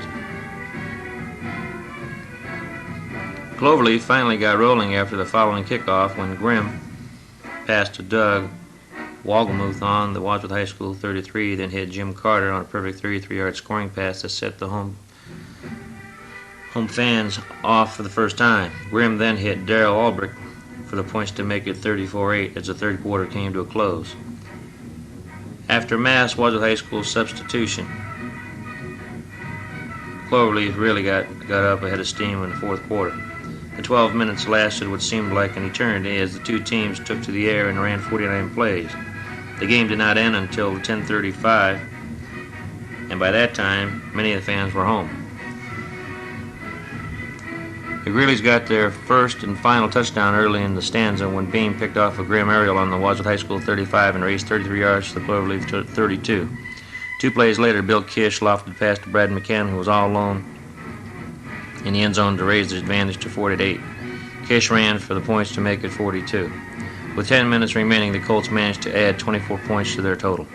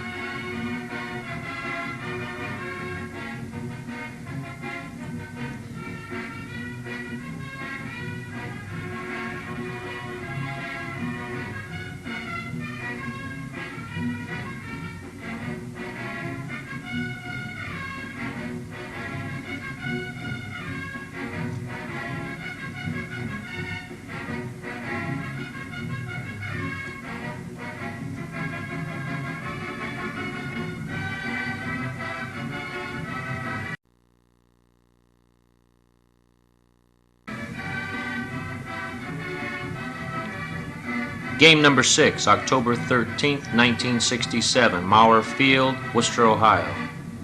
Wadsworth 36, Worcester, nothing. The Generals are outclassed. Wadsworth High School destroys Worcester, 36-zip. Wadsworth High destroyed a good Worcester team last Friday night on a rain-swept Maurer Field gridiron. The game extended Wadsworth's 1967 record to 6-0, his two-year unblemished mark to 16-0, and the final score represented the worst defeat and a Worcester team by Wadsworth in modern times. Defending a somewhat meaningless long homecoming game victory streak, Worcester was never in the ballgame after the first 5 minutes when the Grizzlies scored twice and cut off a potential Worcester rally. The befuddled Generals, hit hard all evening by the vicious blocking Bear offensive line, unable to halt the rampaging runs of Huey Longfield and stunned by a defense that pounced on every loose ball in sight, proved to be really no match for the coldly competent Bruins. Worcester helped dig its own grave early in the game when a bemused General back failed to down a Wadsworth kickoff, and the delighted Bears pounced on the ball in the Wadsworth 5, from which point Longfield cracked over for his second score of the night, and before Worcester had the time to spell out, they were trailing 16-0. A few moments later, a decisive point came when Denny Beam fielded a punt on his own 27 and fumbled when hit, and the Generals recovered. Even trailing 16-0, Worcester might have made a game of it had they been able to capitalize on the break, but the aroused Bear defenders parted Worcester's star, Greg Taylor, from the ball on the first general play and got the ball right back. Worcester was never to have another chance. Wadsworth took the opening kickoff and early established domination on the ground. After taking a short kickoff to the Wadsworth 44, Biff Houston got 2, Longfield got 5, then 23, then 11, then 6. He fumbled on the latter play, however, and Worcester took over on its own 13. Taylor shook loose on the first Worcester play and raced to his own 34, but 2 plays later Taylor fumbled and Wadsworth got the ball. From the Worcester 41, the not-to-be-denied Bears scored in 4 plays. Beam got 4, Longfield 8, Bayduk got 10 on a keeper, then faked the General defenders and tossed a perfect 19-yard touchdown pass to McKenna, who was all alone near the Worcester goal. It marked the 3rd time in a row that the play completely fooled the opposition. Longfield ran for the extra points. Wadsworth got another score within a minute of 2 when Worcester failed to ground the kickoff, and Longfield got the first of his 2 touchdowns. Again, he ran for the extra points. Wadsworth's 3rd first-half score came midway in the 2nd period on a field already getting slick from the steady rain. It started when Wadsworth recovered a fumble on the Worcester 20 and took the ball over in 6 plays. Longfield got the final 3 shortly before the half ended. There was no scoring in the 3rd period, but Wadsworth mounted a drive when Dave Whitman picked off a Worcester pass on the General 36. This time, the Grizzlies pounded out the yardage methodically, with Tim Wright leading the way, and when the period ended, the ball was on the Worcester 2-yard line.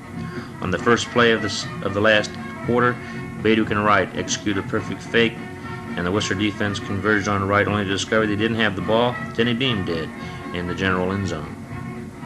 Wadsworth's final tally came when the Grizzlies got the ball as Worcester ran out of downs on the Bruin 40. Wadsworth began a march that was again spearheaded by Wright, Beam, and Bayduk, and which took 12 plays and a lot of time before Bayduk again found McKenna with a scoring pass in the promised land. Wright pounded through for the extra points, and it was 36-0. Worcester had time only to throw a couple of desperate passes, the second of which was intercepted by Eddie Otanikar on the final play of the game. The first half was probably one of the finest 2 periods of football turned in by a Wadsworth team in a long time. The Bruins methodically destroyed Worcester by pulverizing blocking, by a numbing defensive charge, by capitalizing on every enemy bobble, and paced by one of the best first-half running performances in recent history. Longfield blasted the Generals with speed and finesse, ran up 116 yards rushing in the half, and then was used sparingly in the final 2 quarters. Wadsworth's complete domination is revealed in the stats, which show the Grizzlies operating 73 plays while the butterfingered Generals were only able to control the ball for 39. Running and passing, Wadsworth had a 329 to 95-yard bulge and made 18 first downs to 4 for Worcester.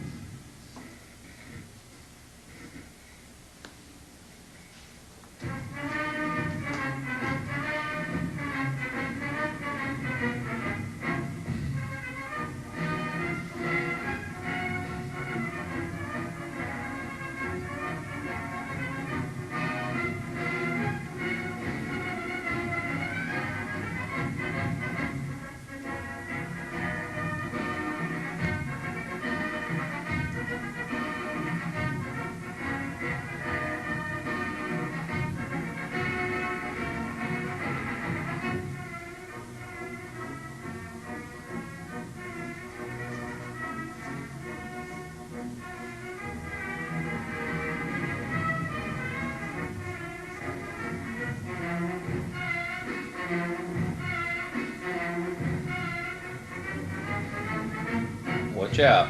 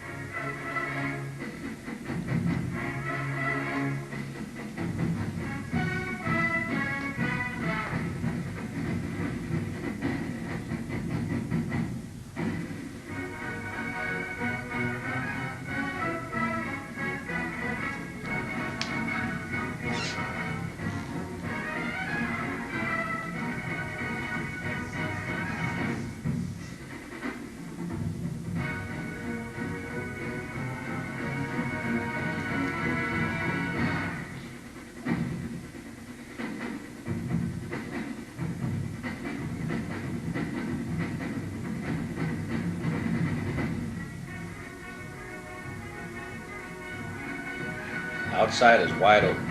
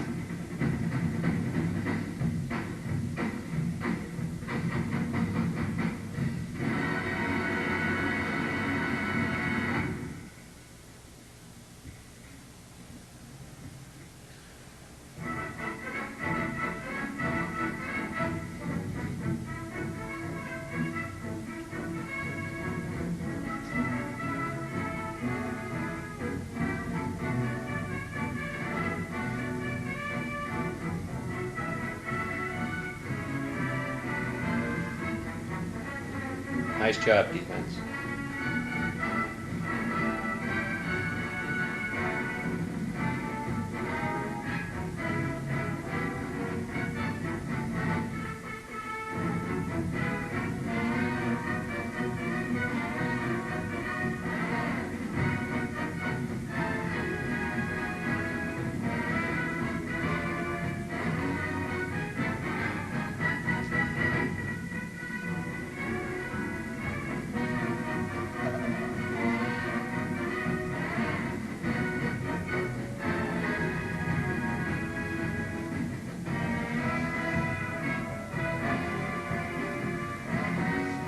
Second man through the outside is open all night.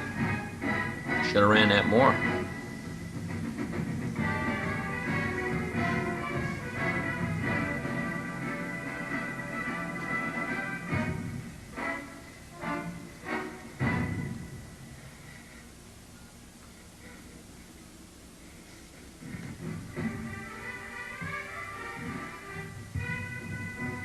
First down. All right, Grizzlies.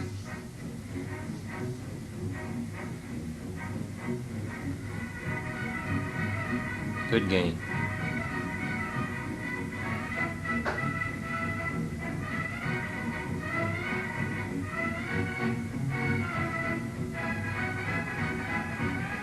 Belly pass and the flat is wide open to wide side of the field.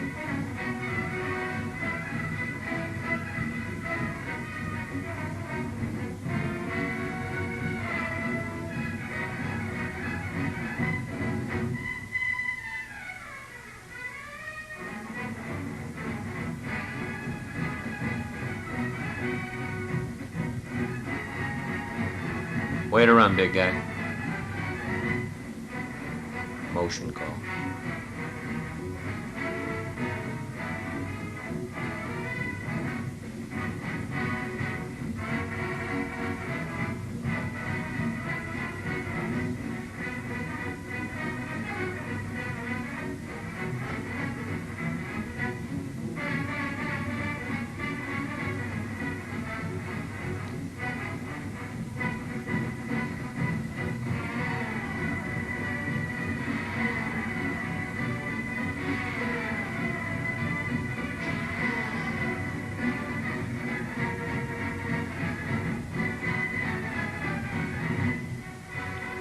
Got the interference call.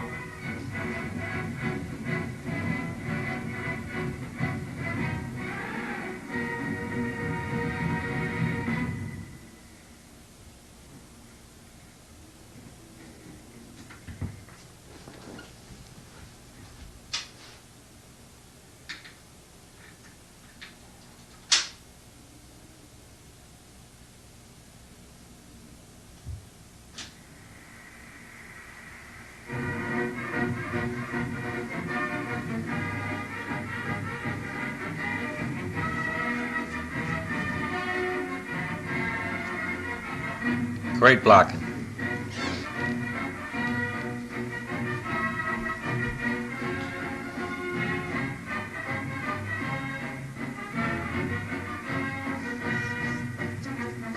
Sting 'em. Good job.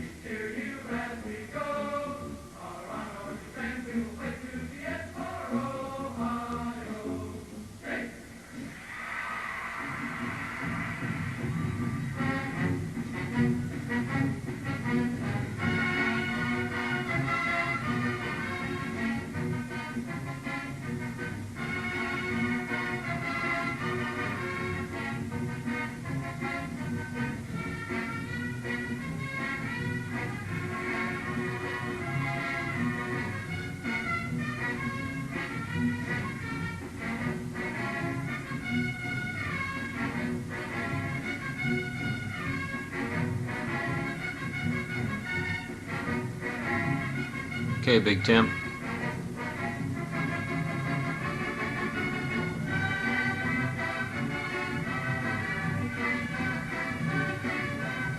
Second man through, it's more like it. Waiting for that play.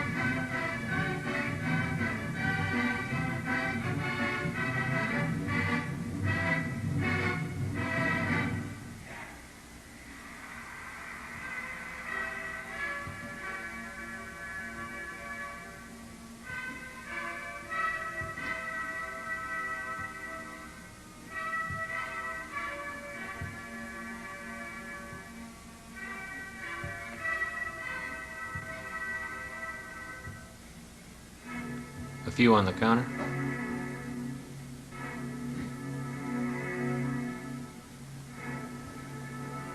Way to run, big guy.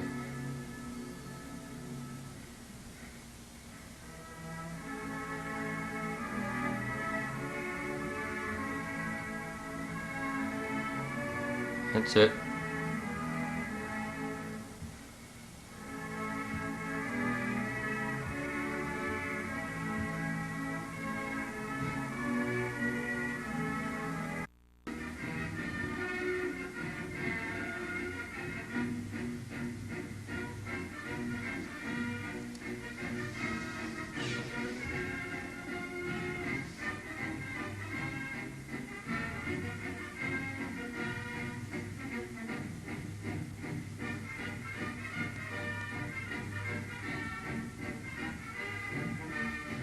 Great catch, Brad.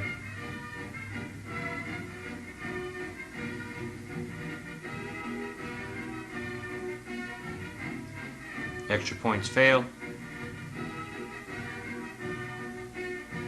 Score 36-zip. Wadsworth over the Worcester Generals.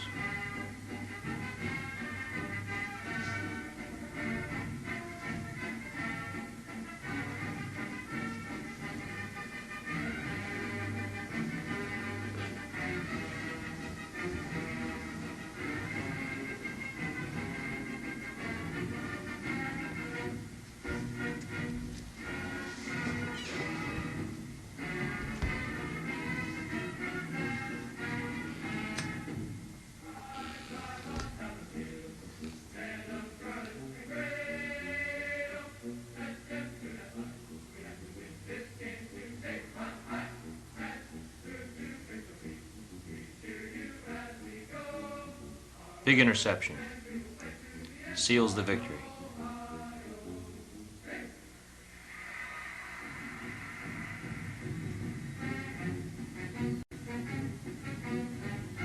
Game number 7, October 20th, 1967, Arkwright Stadium, Wadsworth.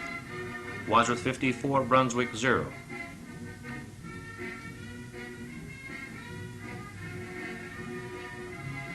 The march to the undefeated ranks continued this night against a so-called powerful Blue Devil football team. Ron Baduk, being injured in the Worcester game, will miss the next 2 weeks. His position will be taken over by backup quarterback Bill Kish, who will do an outstanding job in continuing the winning streak for the Wadsworth Grizzlies.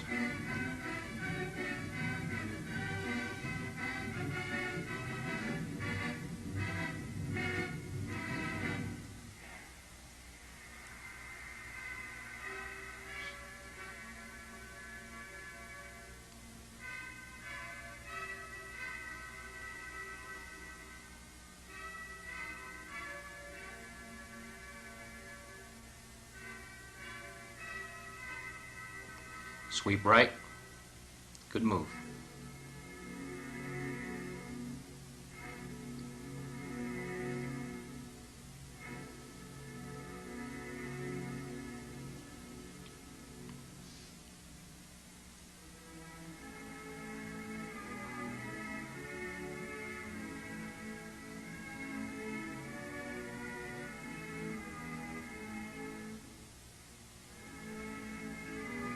First and 10, Brunswick.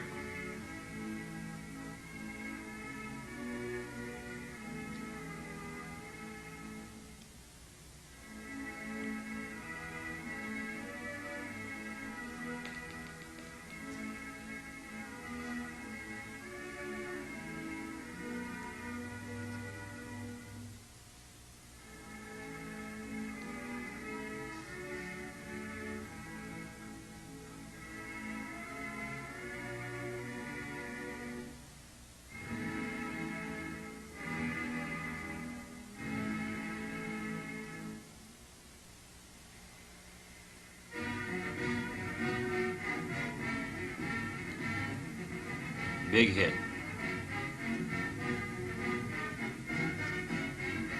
Stonewall.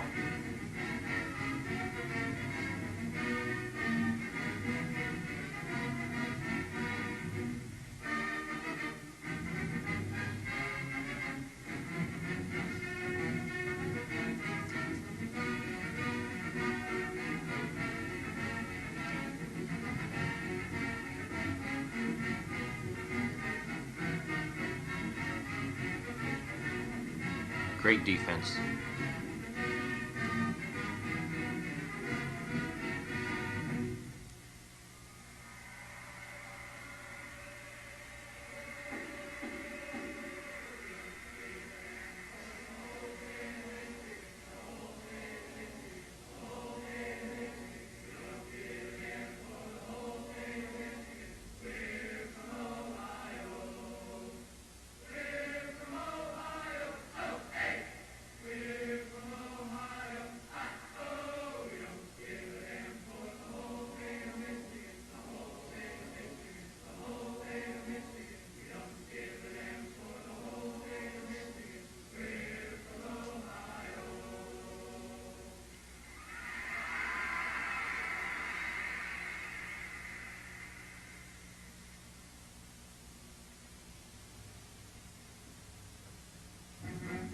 Great job.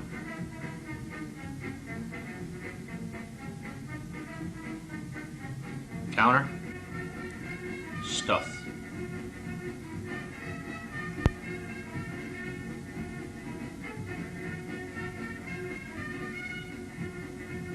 Good play.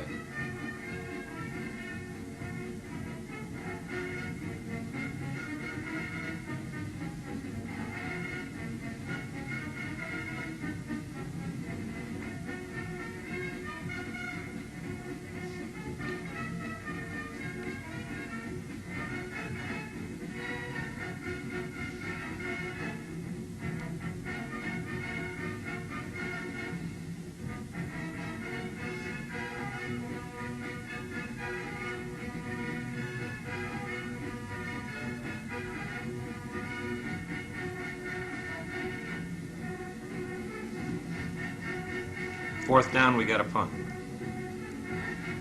Houston kicks. Great kick and coverage.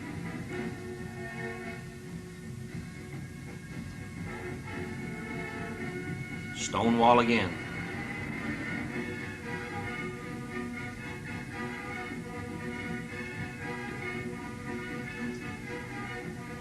And again.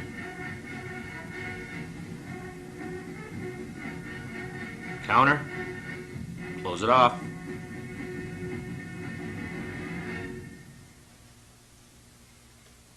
Brunswick to punt.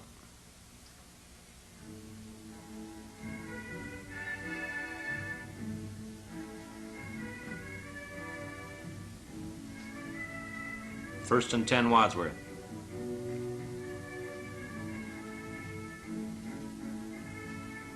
Second man through, great move. Big play.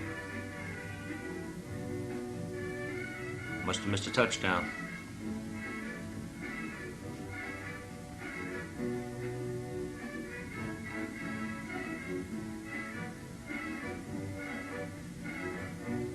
Jack Ollum is now playing outside linebacker on our left side, number 61.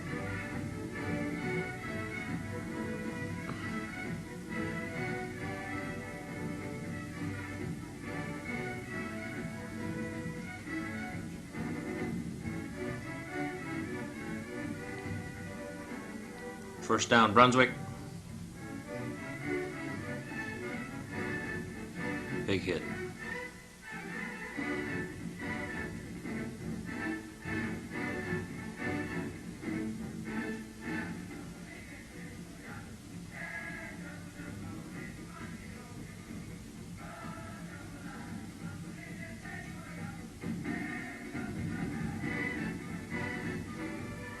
Brunswick to punt.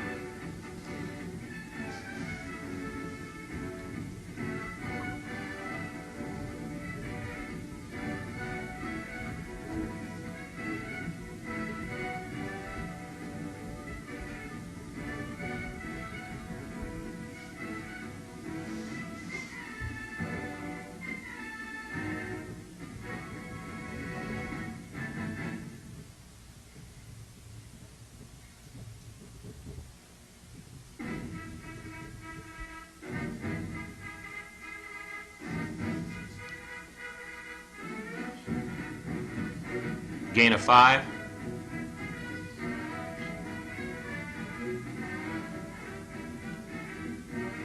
Sweep left, cut back. Great cut.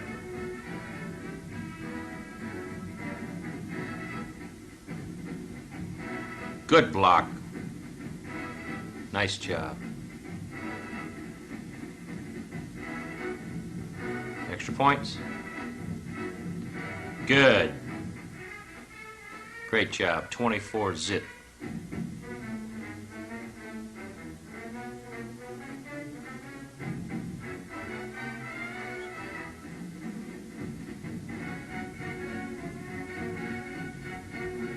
"40 seconds left in the first half.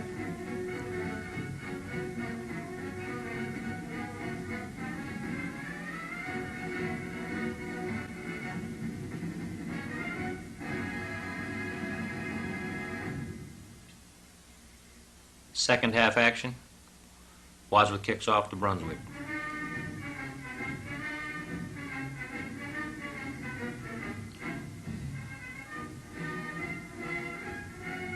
Now Brunswick tries to play catch-up using the shotgun.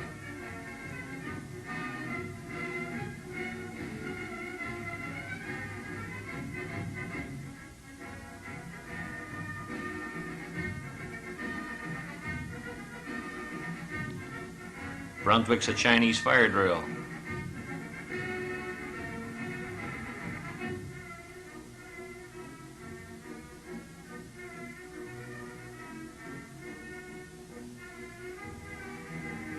First down, Brunswick.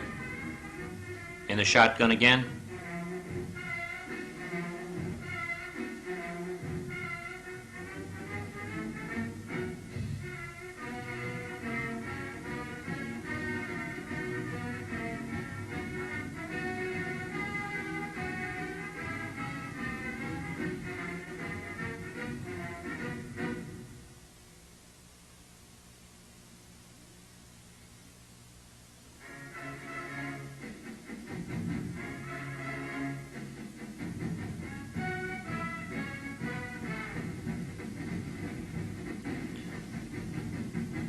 In their shotgun formation, Brunswick does hit a few passes, but they never get in the end zone.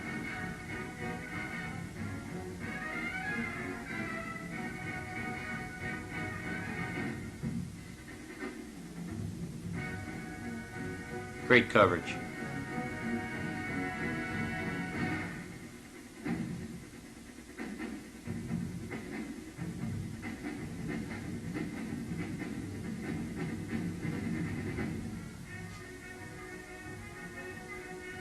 And as this film progresses, the quality of the film itself will get blurry, and we won't be able to make any more of the tape. Wadsworth stops him, 1st and 10, their own territory. Fullback dive right. Sweep right. Good move, Beam.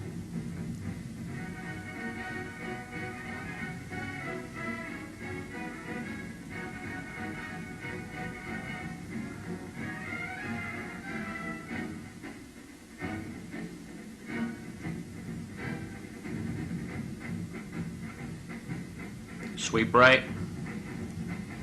Great blocking. Move. Great cut back. Off to the races.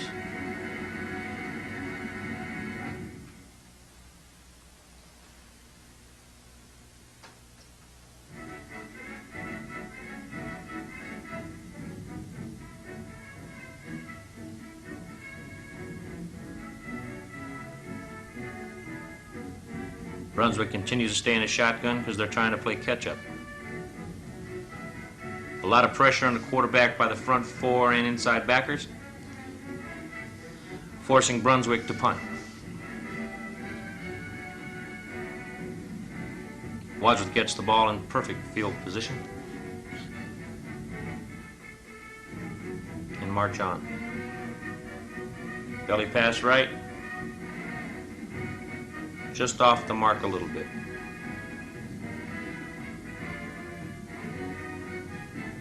Counter play.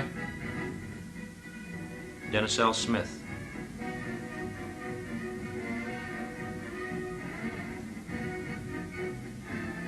Sweep right. Left him standing. Nice run.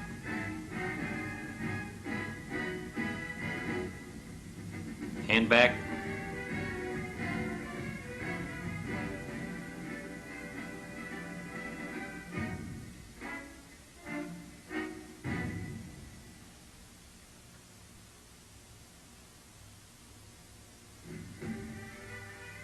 Sweep right again. Pick up a few.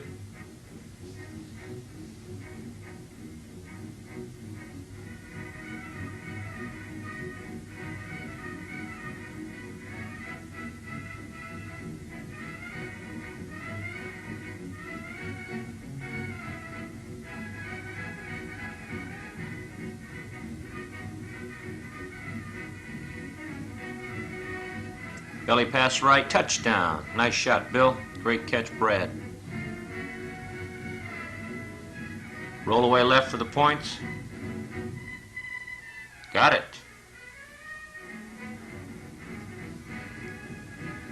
Wadsworth kicks off.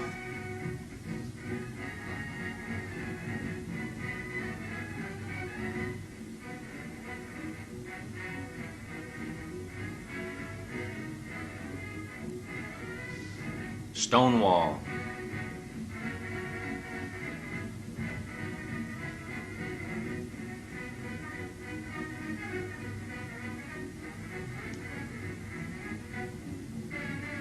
Great pursuit. Brunswick punts.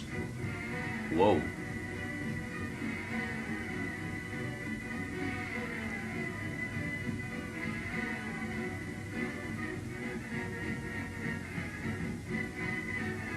Counter to Beam.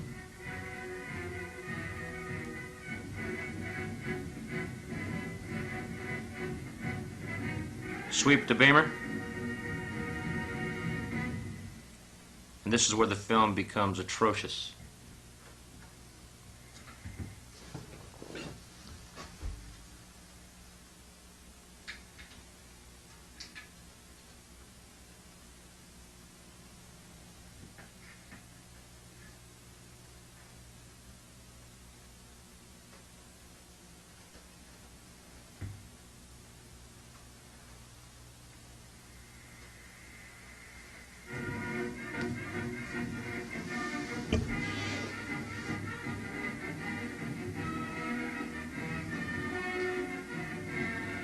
The Brunswick game actually showed how strong we were.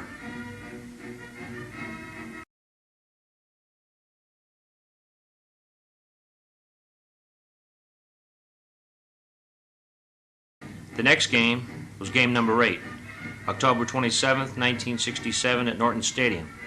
The game for the bell. Wadsworth 14, Norton 0.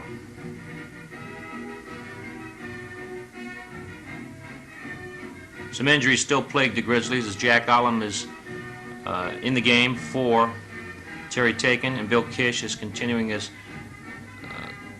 quarterbacking in place of Ron Bayduk, number 7.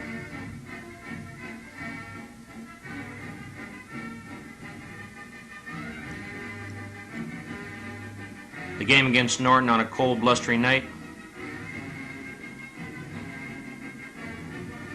was as normal as could be. A definite defensive struggle from the first kickoff.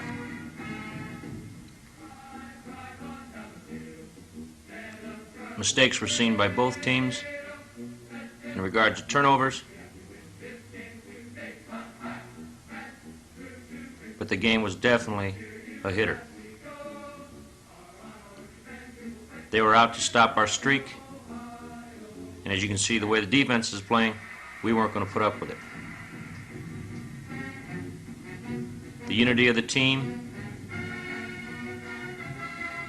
and the community would preserve a victory on this cold night in Norton.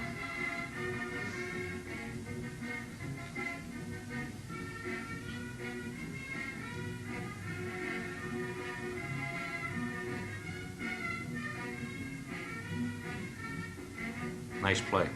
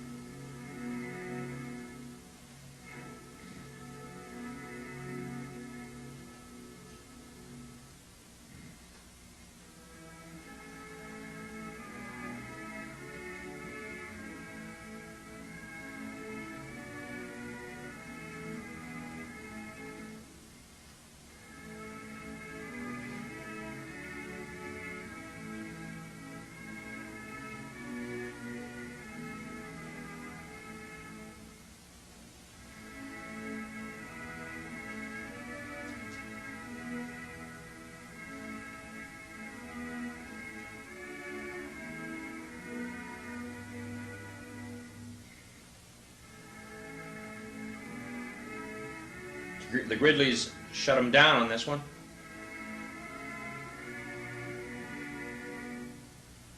Now it was the offensive team's turn to take over.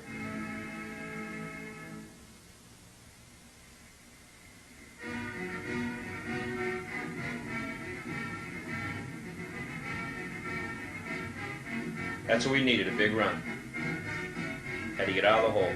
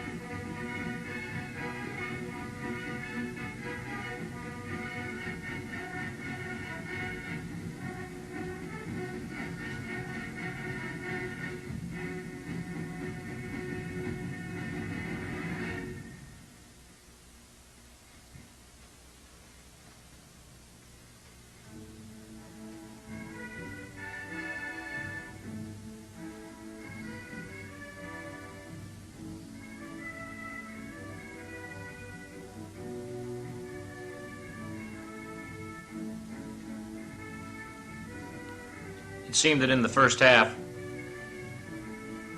both offenses struggled.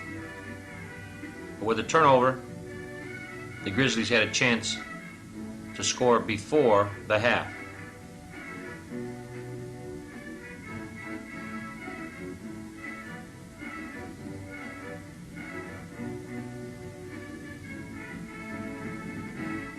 Nice screen.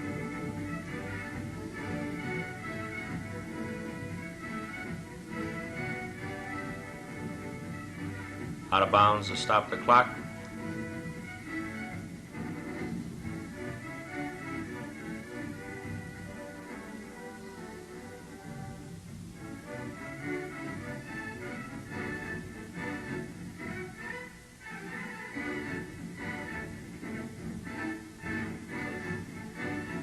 Got thumped on that one.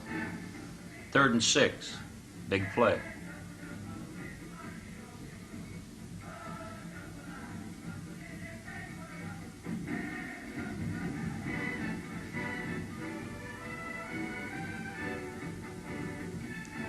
Fourth down.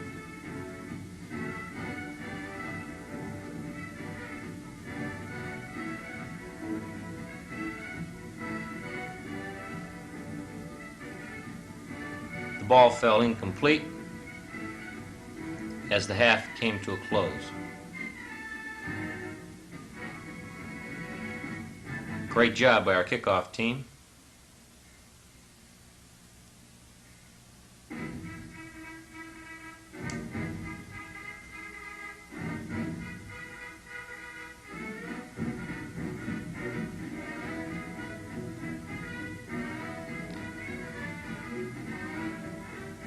Operation Stick.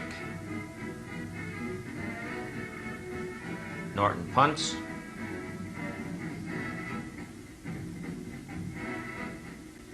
Denny Beam returns the ball, which will give us great field position.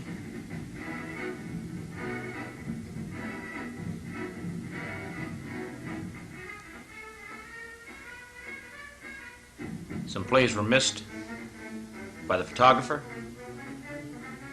We had a penalty, and it's 4th and 6. Belly pass right, fell incomplete. Norton's ball.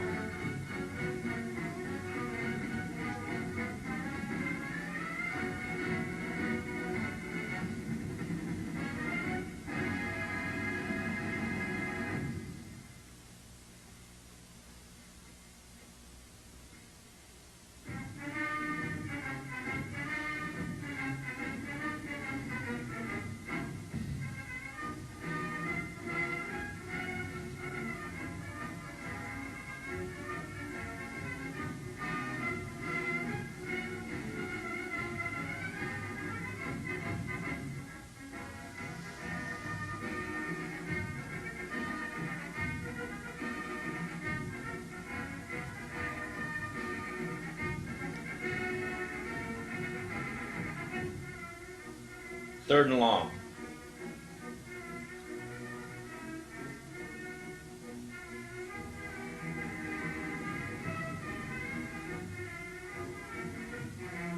Nice play. Norton punts.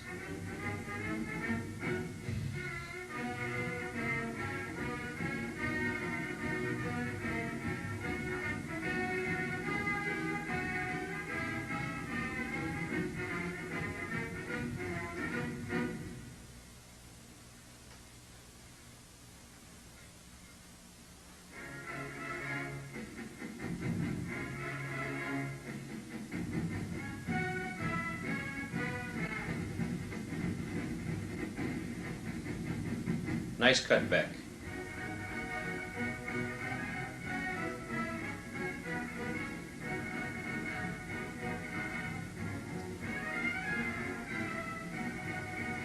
Reverse action.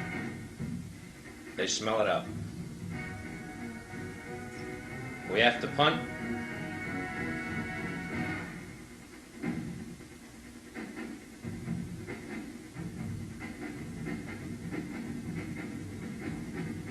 Houston gets off a great punt, deep in Norton territory.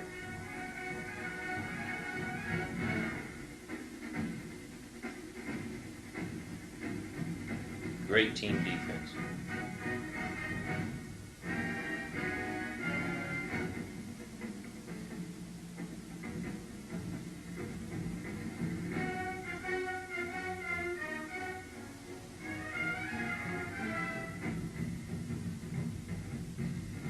Nice job. We get the ball back. Longfield breaks a nice run up the middle.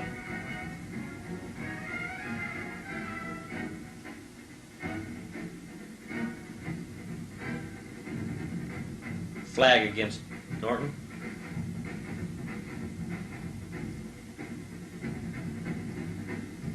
Slant trap to Beam. Nice gain.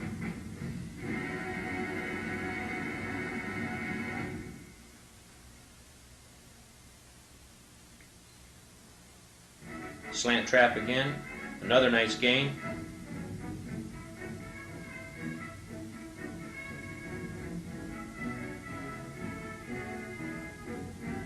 Hand back to the fullback, Longfield, for a short gain. And we're in the fourth quarter.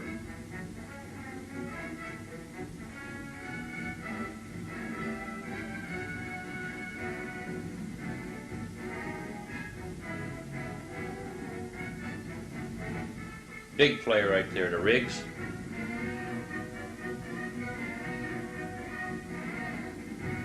Fullback dive left, Longfield breaks a tackle. Inside the 5.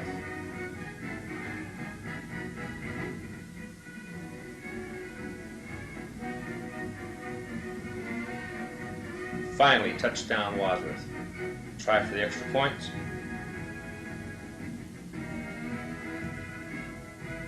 Is good. Wadsworth 8-0.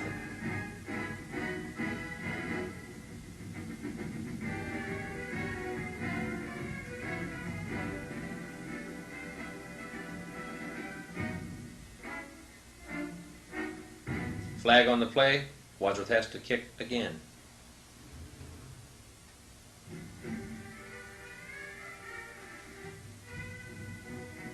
Nice kick, Tim Wright, into the end zone. 1st and 10, Norton, their own 20.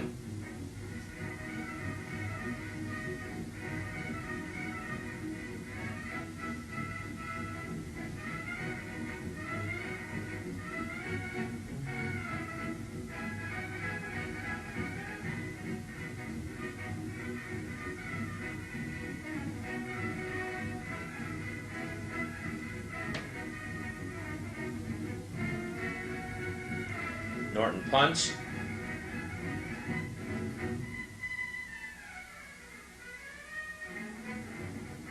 Wadsworth takes over in great field position.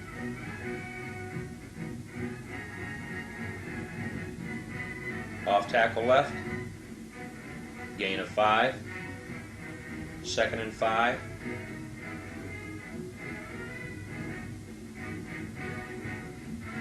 Sweep left. Norton plays a good perimeter defense against it.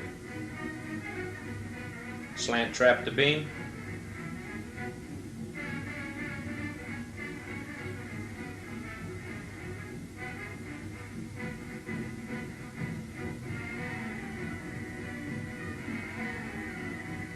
Big play there. In the power I. Double isolation.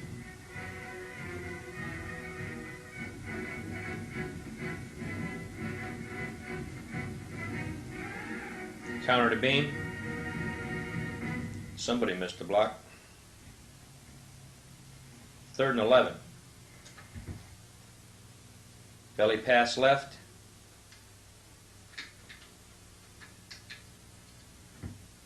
Incomplete. Wadsworth must punt.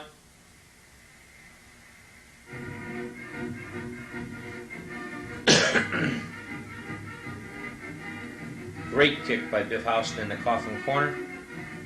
Norton has to go the length of the field. 3+ minutes. Our defense must shut them down.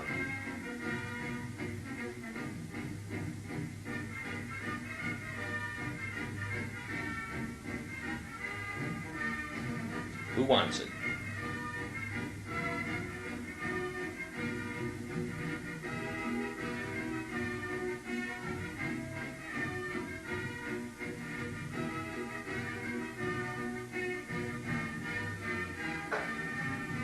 Big interception. Wadsworth ball with a little over 2 minutes left in the game. Good field position.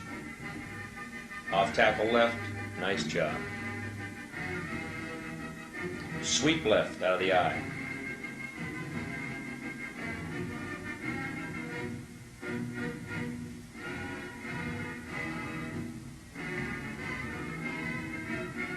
Off tackle left again, another good gain. In the power eye, double ISO.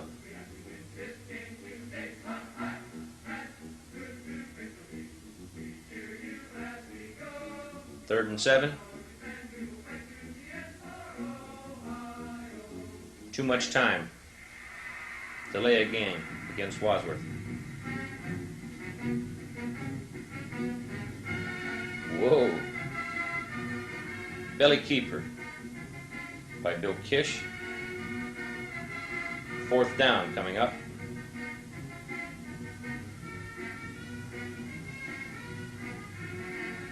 Big run by Huey Longfield. Gets the first. Off tackle left again. And again.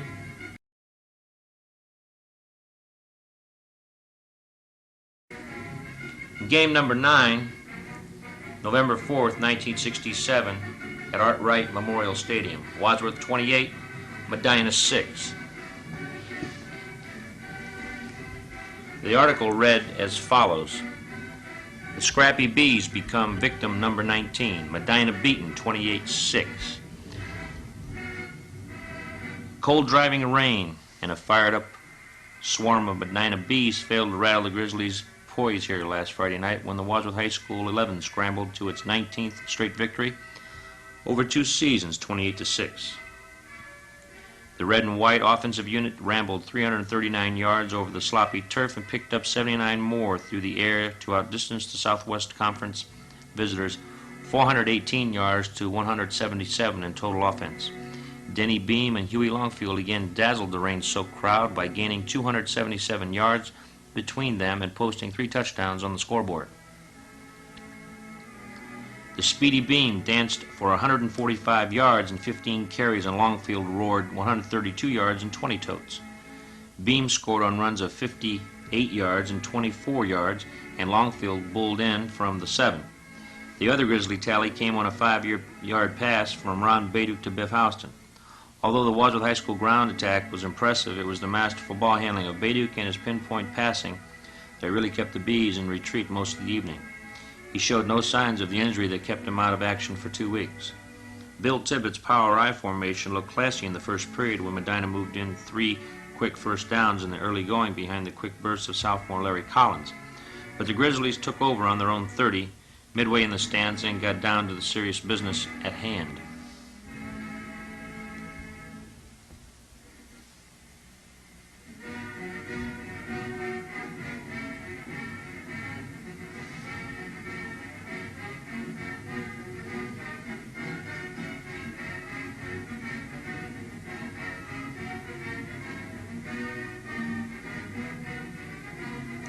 There's the stone wall. A missed play or 2 by our cameraman. Second man through to Beam. Beam soared 23 yards to the B-47 and Longfield broke loose to the 31. The Husky fullback picked up another 1st and 10 on the 19 and Beam earned the next one on the 9. 2 plays later, Longfield cut through the middle behind Ron Perigo and ran over a Medina linebacker to the goal line to put the Grizzlies ahead 6-0 with 1:12 in the first quarter. Baduke pitched to Biff Houston for the extra points.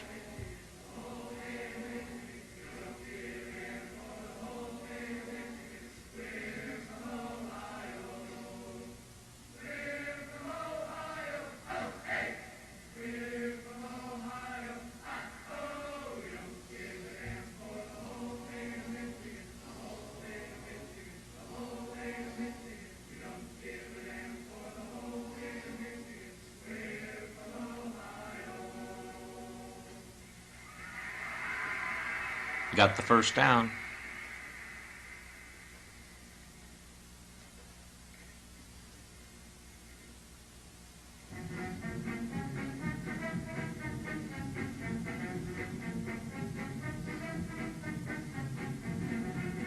Nice run.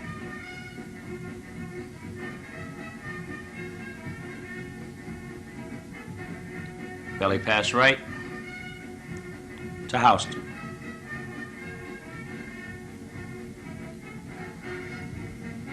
Medina picked up one first down before the quarter ended as Collins continued to find holes in the Wadsworth High School defense. But the Bees were forced to punt as the second quarter got underway. Rick Williams booted to the Grizzly 27 and the ball rolled dead on the wet turf. Then on 3rd and 13 from the 24, Bayduk lofted a tremendous aerial that found Dennis Smith waiting behind the Medina secondary at the B40. Smith was finally hauled down on the B10 by the Medina safety man. After Tim Wright and Beam moved his pigskin to the 5, Bayduk flipped a pass to Houston and made a good catch in the end zone to put the Grizzlies on top 14-0. Bayduk found Beam wide open again in the end zone to add the extra points with 7:37 remaining in the first half.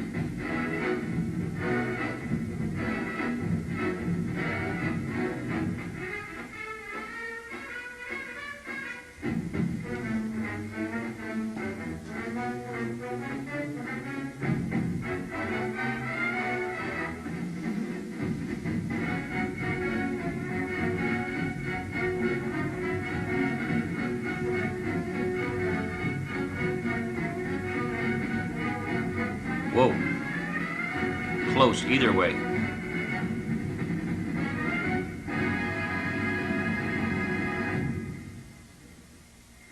Housen to kick.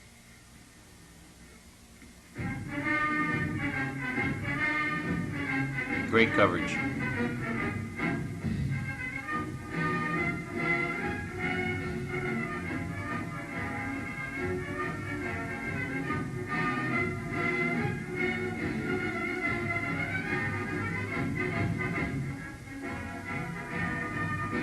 Big play defense, big play.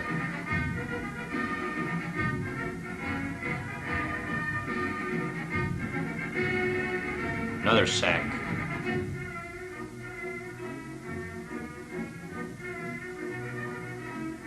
Reverse.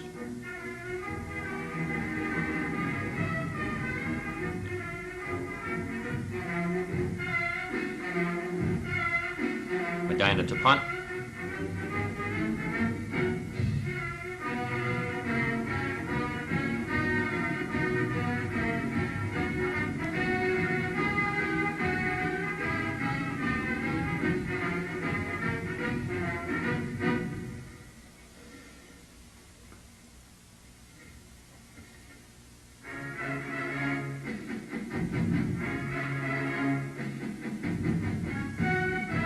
Film spliced again.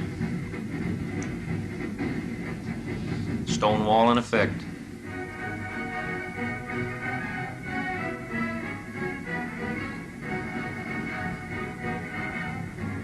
Nice snap.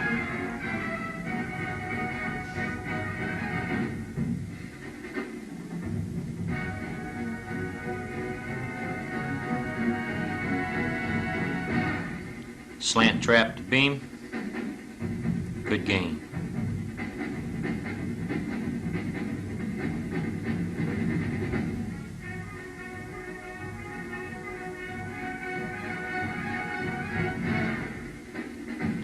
Neither 11 could move the ball in the closing minutes of the first half, and the buzzer sounded with Wadsworth moving near midfield. As the half ended, the rain poured down even harder. Although the issues seemed pretty well decided at halftime, the large crowd remained intact, and both bands put on excellent halftime shows. Tibbetts Bees looked plenty lively when they returned to the gridiron after the intermission, but the third quarter was a frustrating one for them. After returning Wright's kickoff 21 yards to their own 36, they could not pick up a first down, and Williams lofted a good punt to the Wadsworth 28. Beam and Longfield went back to work, moving out to the 42 in 3 plays, and Beam shocked the visitors with one of the best runs of the season. The talented junior started to sweep right in, then cut in behind the tackle and found running room in the Medina secondary. Room was all Beam needed as he pulled away from all would-be Medina tacklers to scamper 58 yards to pay dirt. Beam's run raised the advantage to 22-0, and a pass from Bill Kish dropped incomplete on the try for the extra points. There was still 8:35 remaining in the third quarter.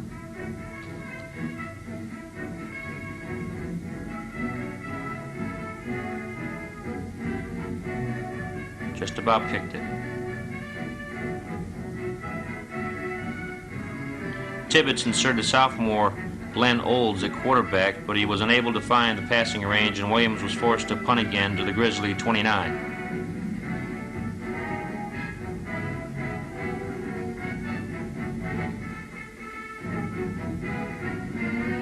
This time, the Grizzlies marched the necessary 71 yards in 7 plays, with Beam going the final 24 yards around Medina's right end. He put on another great burst of speed as he neared the goal line. The try for the extra points failed, and the score stood at 28-0 with 4:18 left in the third quarter.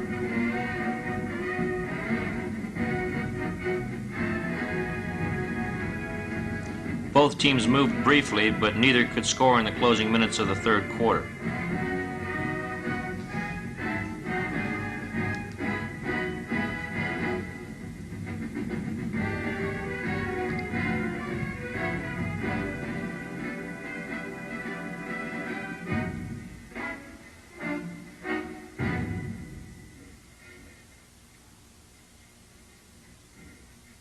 Another touchdown missed on film.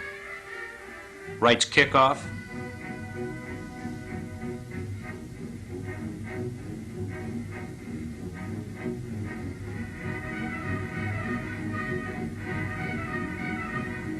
Two needless penalties cost the Grizzlies early in the final quarter. One nullified a long pass completion and another nullified a fumble recovery. Midway in the stanza, Olds got the sputtering Medina offense in gear. With the ball on the B-37, he was chased all over the backfield before he got loose and threw a perfect pass to Al Kiefer, who was wide open. Kiefer was hauled down on the Wadsworth High School 17-yard line. Just 2 plays, Olds arched a dandy pass to Paul Heder, who raced into the end zone untouched. The Bees could not convert, and the scoring ended at 28-6. Wadsworth's attempt to tack on another touchdown failed when Street recovered a fumble on the Bees on the Medina 12-yard line. The victory set the stage for Wadsworth's final outing at West Holmes Friday night, when another victory would close out the second unbeaten season for the Grizzlies.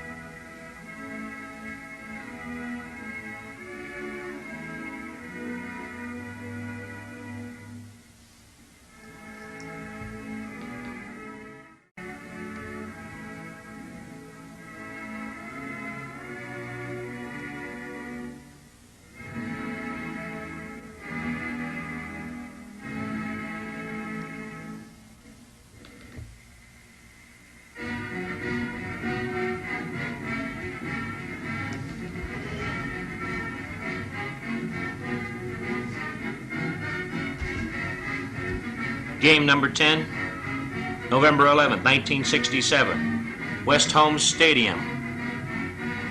Wadsworth 44, West Holmes 12.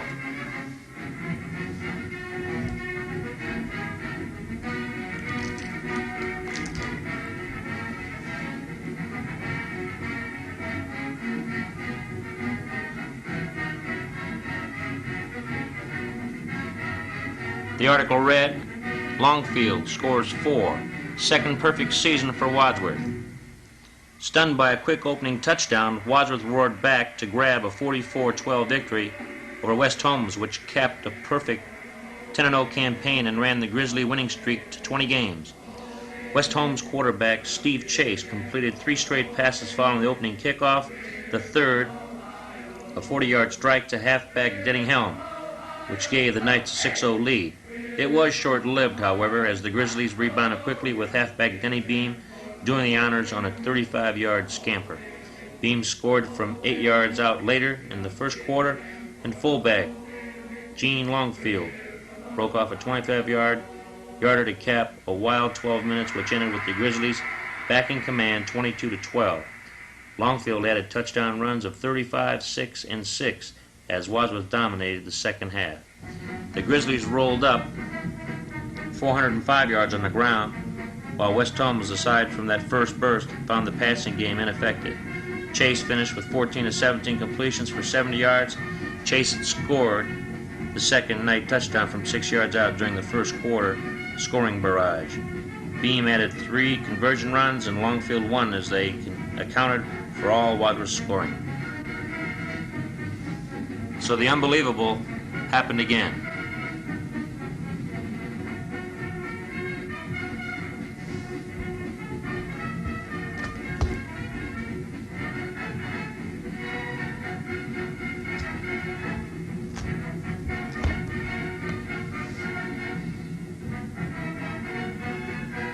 In the Cleveland Plain Dealer, it was stated by Paul Baumgartner that the Grizzlies mauled 20 straight victims. Wadsworth's proud Grizzly Bears, believed to have Ohio's longest Class AA football victory streak with 20 games, have just concluded an unprecedented second straight perfect season. Also in the den are 2 Chippewa Conference trophies. This old Medina County community of 12,000, known for the production of matches, first became fired up when Coach Dick Hunter in 1966 struck for the school's first unbeaten season since 1917. Dick was then hired by his alma mater, Miami University, as a grid assistant. Current toast of the town is Walnut Creek native and Ohio Northern graduate Laurel Mast, who served as Grizzly line coach for the 6 years before becoming Papa Bear this fall.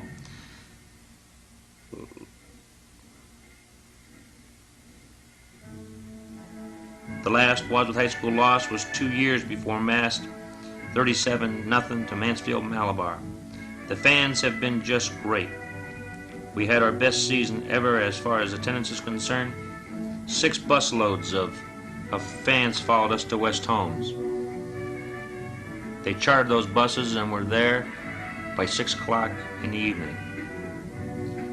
Grizzly victims in sequence were Copley 28-6, Coventry 25-0, Mogador 26-14, Orville 13-8, Cloverleaf 42-32, Worcester 36-zip, Brunswick 54-zip, arch rivals Norton 14-zip, Medina 28-6, and West Holmes 44-12. Orville led at half 8-7, and Mogador led after 3 quarters 14-13. Cloverleaf tallied 24 points in the last 4 minutes.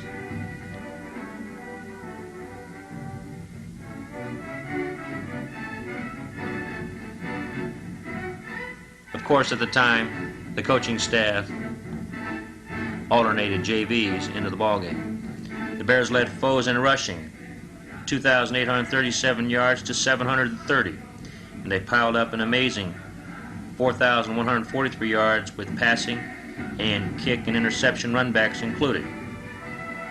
Wadsworth was outpassed 679 to 588, but it scored 12 touchdowns through the air. Mast employed a pro-type offense with an unbalanced line and a flanker and a split 40 defense. 9 Bears gained all Chippewa Conference honors. Included were guard Ron Perigo, center Mike Goals, tackle Jack Rohr, and Brad McKenna, powerful fullback Eugene Huey Longfield, halfback Denny Beam, and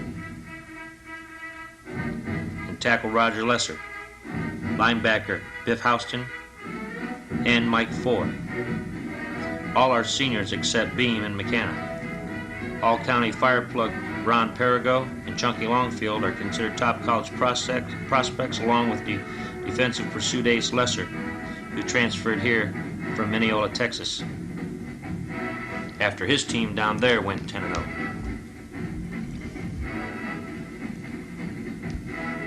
Longfield, who chewed up important short yardage, wound up with 1,173 yards, a 5.7 average, and scored 96 points. Explosive Denny Beam shined for 973 yards, a 7.7 average, and 72 points.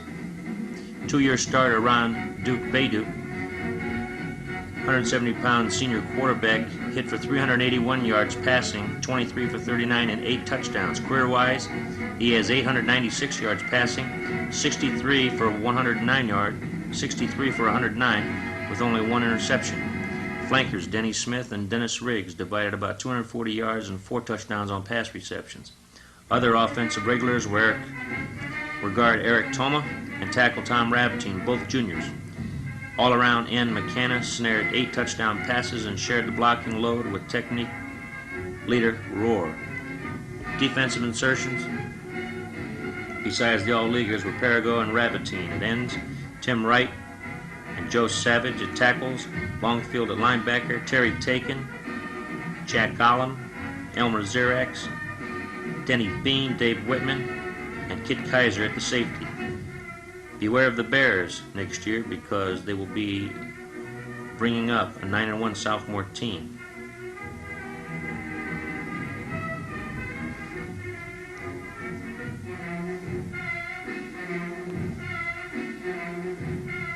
And Bumgardner says in the article that beware in 1968 with a group like that returning and a group like that coming up.